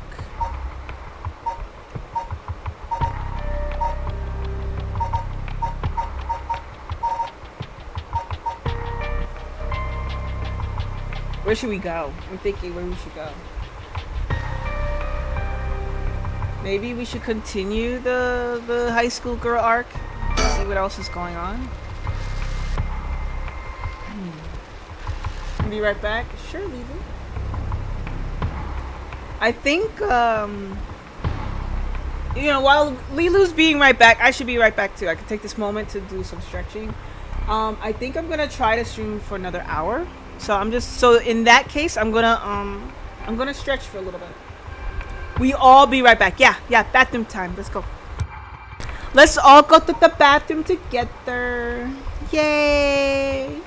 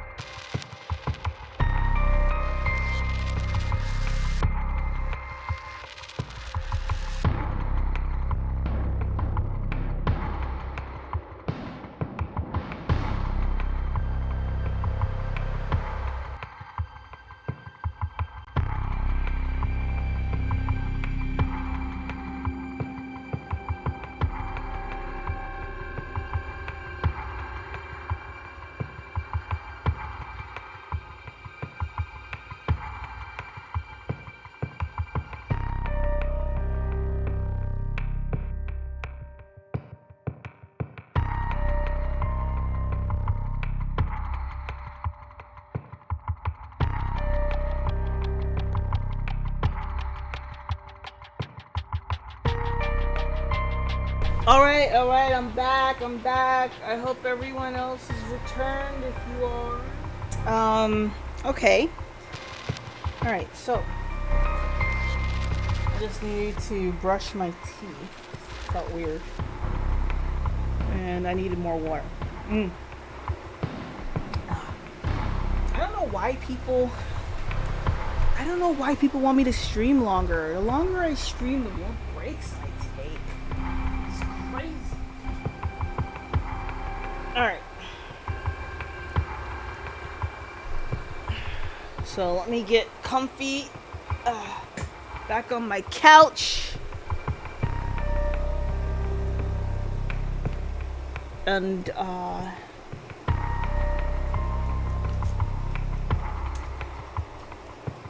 lift my dog back up on my lap because, we were all settled, all comfy and everything. Alright, let's go. Let's start. Let's get back into this. We got another hour of streaming to go and progress to make. Alright, so summary of previous events. The information they gained from the spirit board suggests that Michio's death was not a suicide. When they continue to press the spirit board for the location of the rite of resurrection, a curse echo suddenly appears. 1 week ago. Okay, Scotty.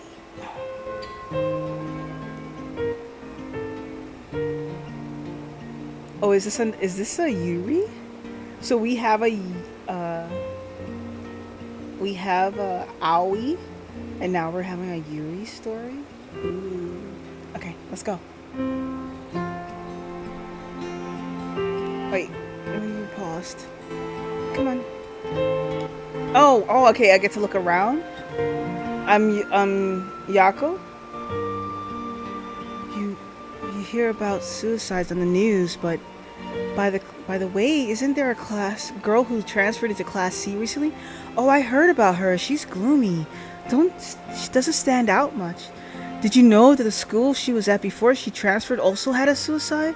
What? For real? That sounds like kind of fishy. Okay. Did you know I heard Michio's mom remarried last year? They say her new stepdad is a total jerk. Really? How so? Like, he'd peep on her while she changes and couldn't keep his hands off her. I even heard he's an ex-con. If she resists him, he gets violent. That's so scary. No way. I couldn't take that. I'd probably think about killing myself too if I had to deal with someone like that at home. Did you hear about Michio in Class C? Yeah, she seemed like the stereotypical honor student in her first year, but she stopped showing up to class and her grades started dropping after third semester. So she offed herself because her grades were bad? No fair! Just thinking about practice tests makes me want to die too. All anyone cares about is test scores and grades. Wow, they're really challenging my reading speed. Hey, did you hear? Someone from our school committed suicide. What? Really? Who? I heard that. Michio from Class C, right? No way, Michio. She'd have been acting pretty strangely lately, but still, I can't believe it.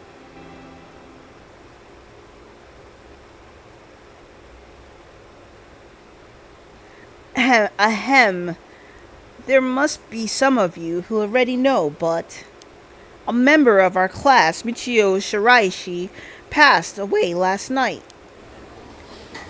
Okay, calm down. I know this comes as a surprise, but please keep quiet. The cause of death is still under investigation, but there's nothing we know for certain at the moment. Detailed investigation reports will come from the police, so please don't go spreading any rumors. Got it?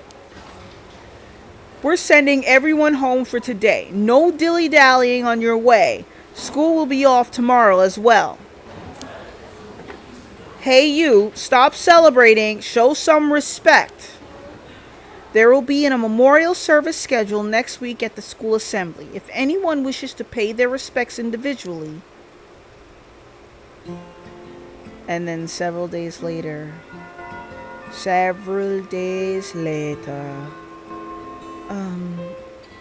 Yako?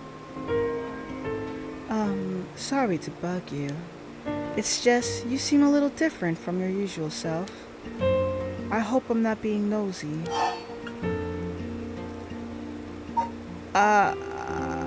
She called me Yako, right?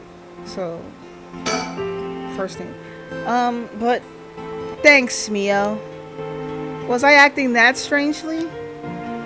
Yeah, enough to make me worry. If you want to talk, I'm happy to listen. This is where Lilu does another fanfic search for the Yako and Mio story. Yeah, this is perfect timing. There's actually something I want to ask you.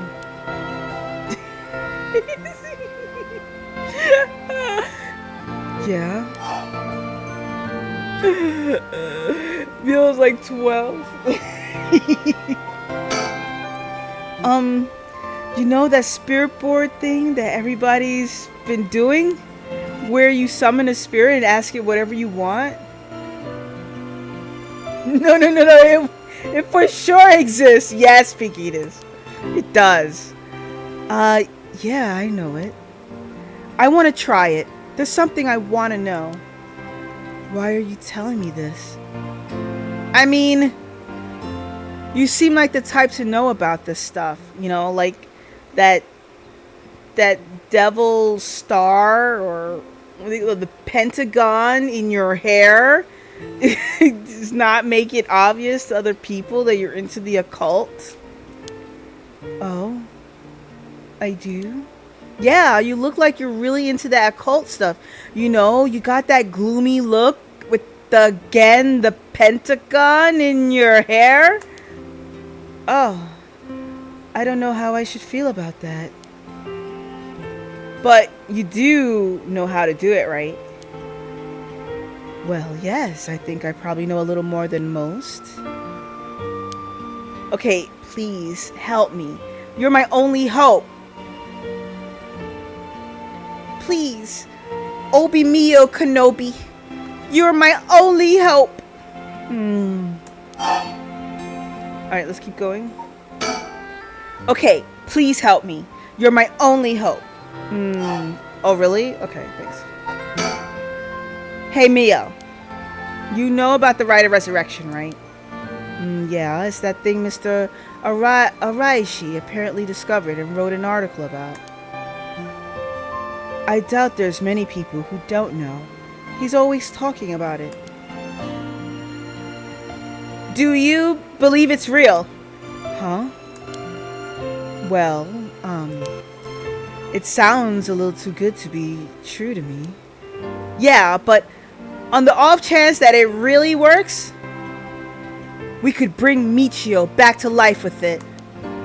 I want to find it if there's even the slightest chance of bringing Michio back.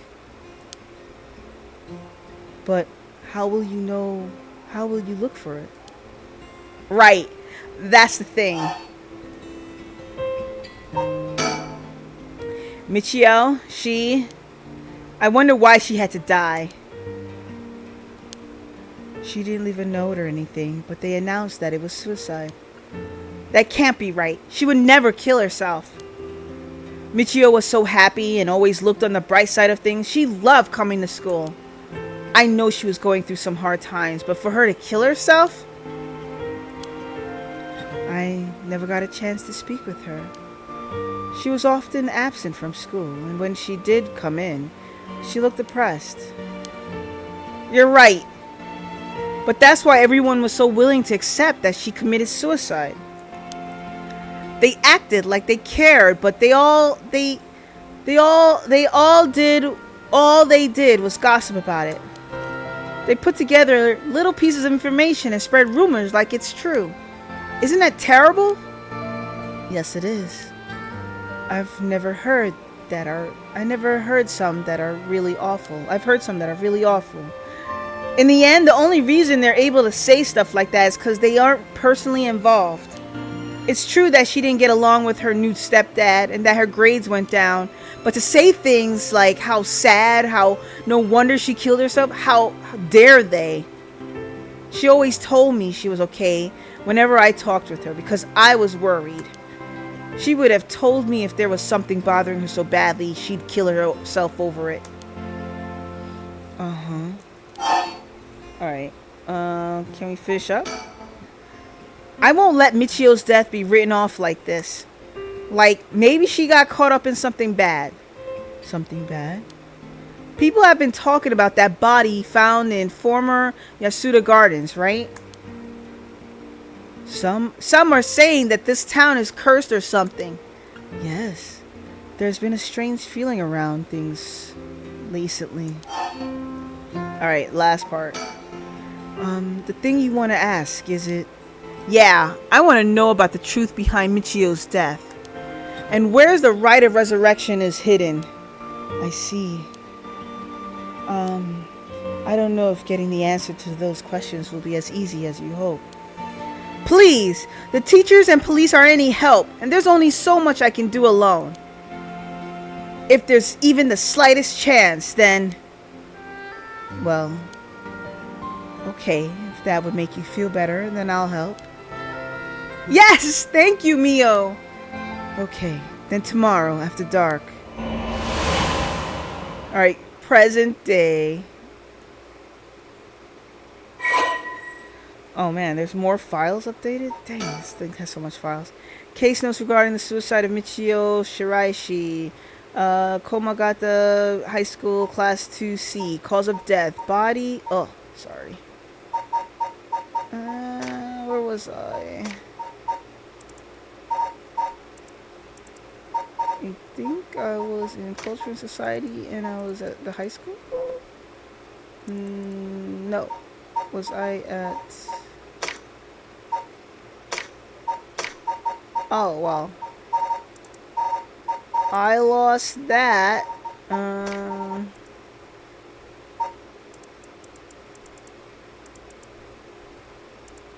think it was here. The body. Maybe she's enough. Oh, wait. Open file. Oh, here it is. Oh, okay. She must be in here somewhere. Oh, there you go. So, okay.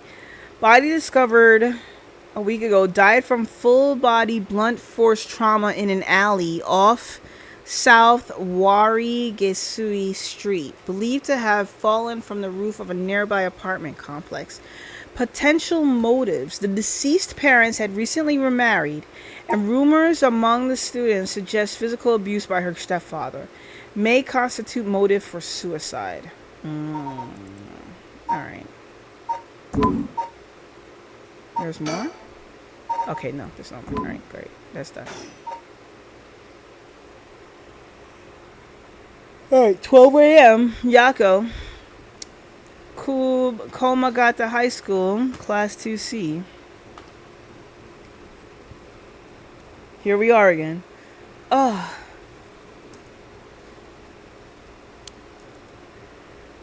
Are you awake, Yako? Yeah, what happened? You can't remember? Let's see. We use a spirit board and I suddenly heard something like this weird voice. And then I passed out. Yes, as far as I can tell, you aren't experiencing any negative side effects. I think it was just a mild shock from how sudden it was. Huh? Was everything okay with the spirit? Yup, it was almost bad, but I got it to leave. Most importantly, what is that thing you have in your hand? In my hand? Whoa!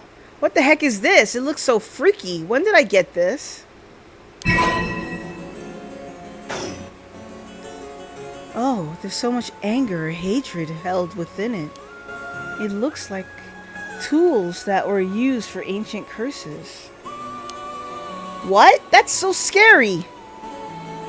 Yako, You just said you heard strange voice, right? Could you tell me what you heard? Anything you can recall? I might be I think it might be connected to that object. Let's see.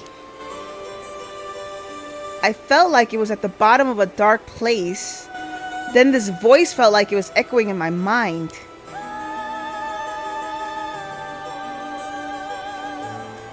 After that, it just kept shouting, "Kill them." I see. Thank you. Yako, I think you may have exactly what you need in order to use the rite of resurrection.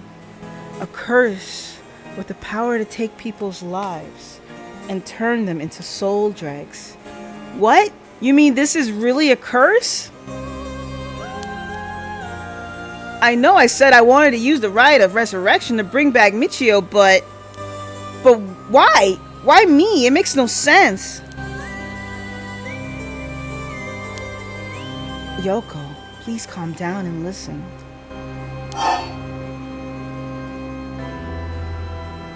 Oh, time to go sleepy now. Okay, lots of love, friends. Thank you. Thank you for being here, Pinkiness. I soon will be joining you in slumber. It's hard for me to stay awake now. Reading is usually my pastime to go to sleep. So, lots of love, friends. Yes. Take care. Have a great night, Steve. See you tomorrow. I think I might actually continue this tomorrow. It depends on how much rest I get, but I can continue this tomorrow. But I mean, we're still gonna complete this chapter. I can't stay calm, but how can I? I mean, wait, hold on. Where's the button? Oh, there it is. You might be used to these kinds of things, Mio, but I'm not. I didn't even really believe in the occult much, less think that the spirit board would actually work. But now, after something like that, what choice do I have but to believe? And not only that, but a curse that can kill people? What am I supposed to do about that? I know, it's only natural to feel that way. Anyone would feel embarrassed, confused. But first, you need to calm down. Take a big, deep breath. Right.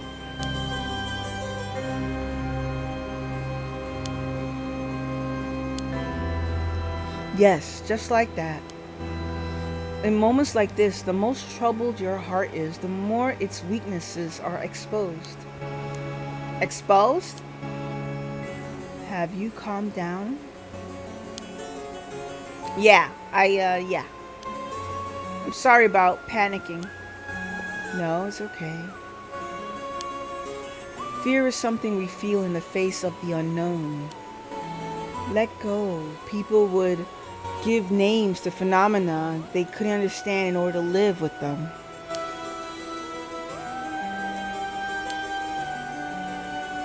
However, modern day developments in science and culture have pushed for the rejection of things that can't be measured. And so the paranormal has been treated like it doesn't exist. But they've been around since a long, long time ago. If you just understand, you can see that there's nothing to be afraid of. First, calming down is the most important. Accept reality for what it is. Hello? I only really give this stuff a shot because it was popular, but you really don't have a connection with this stuff, don't you? Well, I suppose to an extent. Hey Mio, what do I do? Where do I start? Am I cursed? Am I going to die? It's okay. I'll take care of it. That's why I'm here in the first place. What? Trust me. I'll take care of things. It'll be alright. Thanks. It's fine. You're desperate to find a way to try and help your friend. Sorry, I skipped one thing. I was the one who dragged you along into the spirit board. Okay. You're desperate to find a way to try and help your friend. Oh, no. But spirit boards are dangerous. You have to take them seriously. But I'm glad you invited me. Alright. Let's review everything we've learned so far and think of how to move forward. Okay.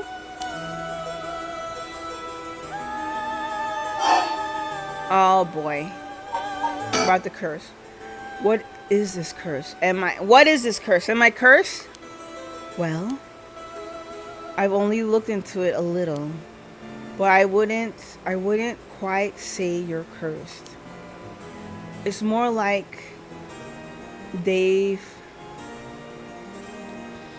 more like you've gained the ability to use the power. Nani? I feel like I fell asleep there for a second. It's more like you've gained the ability to use the power of a curse. So there shouldn't be any kind of negative paranormal effect on you. The power to use a curse. Wait, the power to use a curse? Do you mean this curse stone? Yes, if the curse stone is used under certain conditions. A curse will be placed on someone, taking their life and turning it into a soul drag. Soul dregs are said to be required to enact the rite of resurrection. Normally, a curse is a spell that would only be usable by onmyoji of considerable talent. I believe that curse stone makes it so that even normal people can use them. Alright. You have a little bit more time left? Yeah. Got 30 minutes. So someone like me with no knowledge could curse someone? Yes. But it's still nothing to take lightly. You could end up having it redirected right at you. To tell you the truth, something unusual did happen while we were using the spirit board. It happened right around midnight, I think. This whole area seemed to be under effect of the Feast of Shadows. The Feast of Shadows? Yes, it's a type of spell that temporarily boosts the potency of the supernatural. It also has the effect of making the powers of certain curse echoes manifest more easily. Judging by its strength, I'd say it probably covers about 3 to 4 kilometers radius. 3 to 4 kilometers? That's big enough to cover all of Sumida City. Yes. I think the Feast of Shadows was used to cause the resentment lingering in the area to manifest as curse stones. Someone did this. But who? I don't know. I don't know enough to say. But it's like that it was done by someone who wants to uncover the rite of resurrection. This isn't something to happen naturally. I see. More updates. The Feast of Shadows, a technique that allows one to create a field that temporarily boosts spiritual energy. In addition to amplifying the spiritual power of a particular area, it can also be used to amplify the strength of grudges and desires tied to that area. The effectiveness of the Feast of Shadows is dependent on the ability of the user, but it's possible to limit the scope and range of the spell to such a degree that one could use it to amplify the power of even those not naturally gifted with spirit sense. Alright? Oh boy, there's more questions about the curse. A curse stone's power can only be used in this area under the influence of the Feast of Shadows. The effects also only appear after the sun has been set. By setting a limit on when they can be used, the curses are strengthened. So the curses can't be used outside this area or during the day? Correct. But speaking of truths, to actually use a curse to kill someone, it seems there are conditions that need to be met. Conditions? You mean like how my curse echo needs someone to listen to the sound it makes for 30 seconds? To be honest, I really don't understand it. Like, how do I even summon the curse echo or make the sound? Do you just, like, will it? Do you mind if I try? Stop. Stop, stop. You shouldn't be using curses so willy-nilly. Even if there are conditions that have to be met, the power to kill someone without leaving behind evidence is dangerous enough. In that sense, maybe you really have been cursed. I'm sorry that you got wrapped up in this situation even though I'm here with you. Oh, really? There's more? Alright. The mysterious voice said the curse stone is called the Fool's Procession, right? Yeah, that's from the 7 Mysteries of Hunja, right? Our school is said to be connected with the mystery with the same time. One of the mysteries. Right. I don't think it's a coincidence. Alright? This is just a guess, but is it possible that you were chosen because it could feel your desire for the rite of resurrection?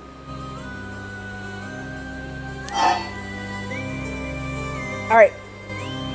And I think I've reached my limit because I keep passing out. I'm like, I keep falling asleep. I'm gonna save here.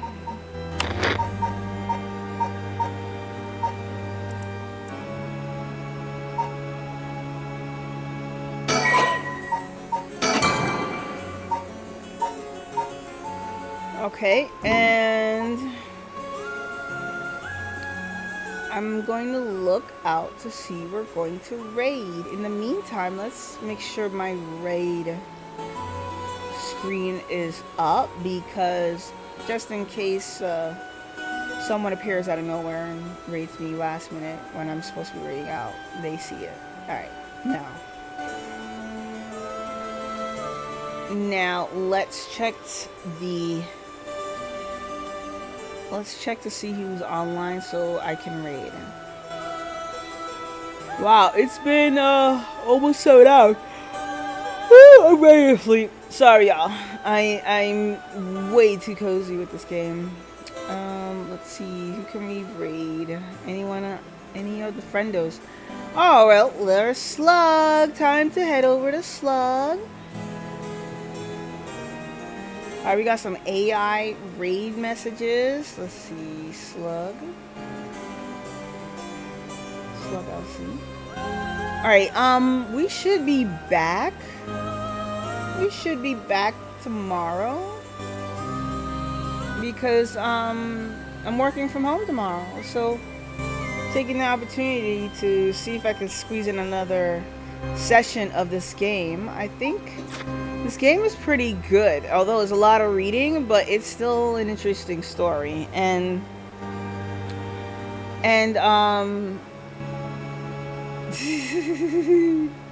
hey, Vazik, that is good. Ninja storing is important. Yes, it is. Welcome in, Bazik. Well, we are raiding to Slug LC. They are playing. What are they playing? They're playing Half-Life 2. Ooh. They're playing with the Gordons and the mysteries of the G-Men. Let's go check them out with their Half-Life and say hello. Right? And, alright. Copy those raid messages. And, let's head on over to our Sluggy. Our resident Slug. Let's go raid. Go!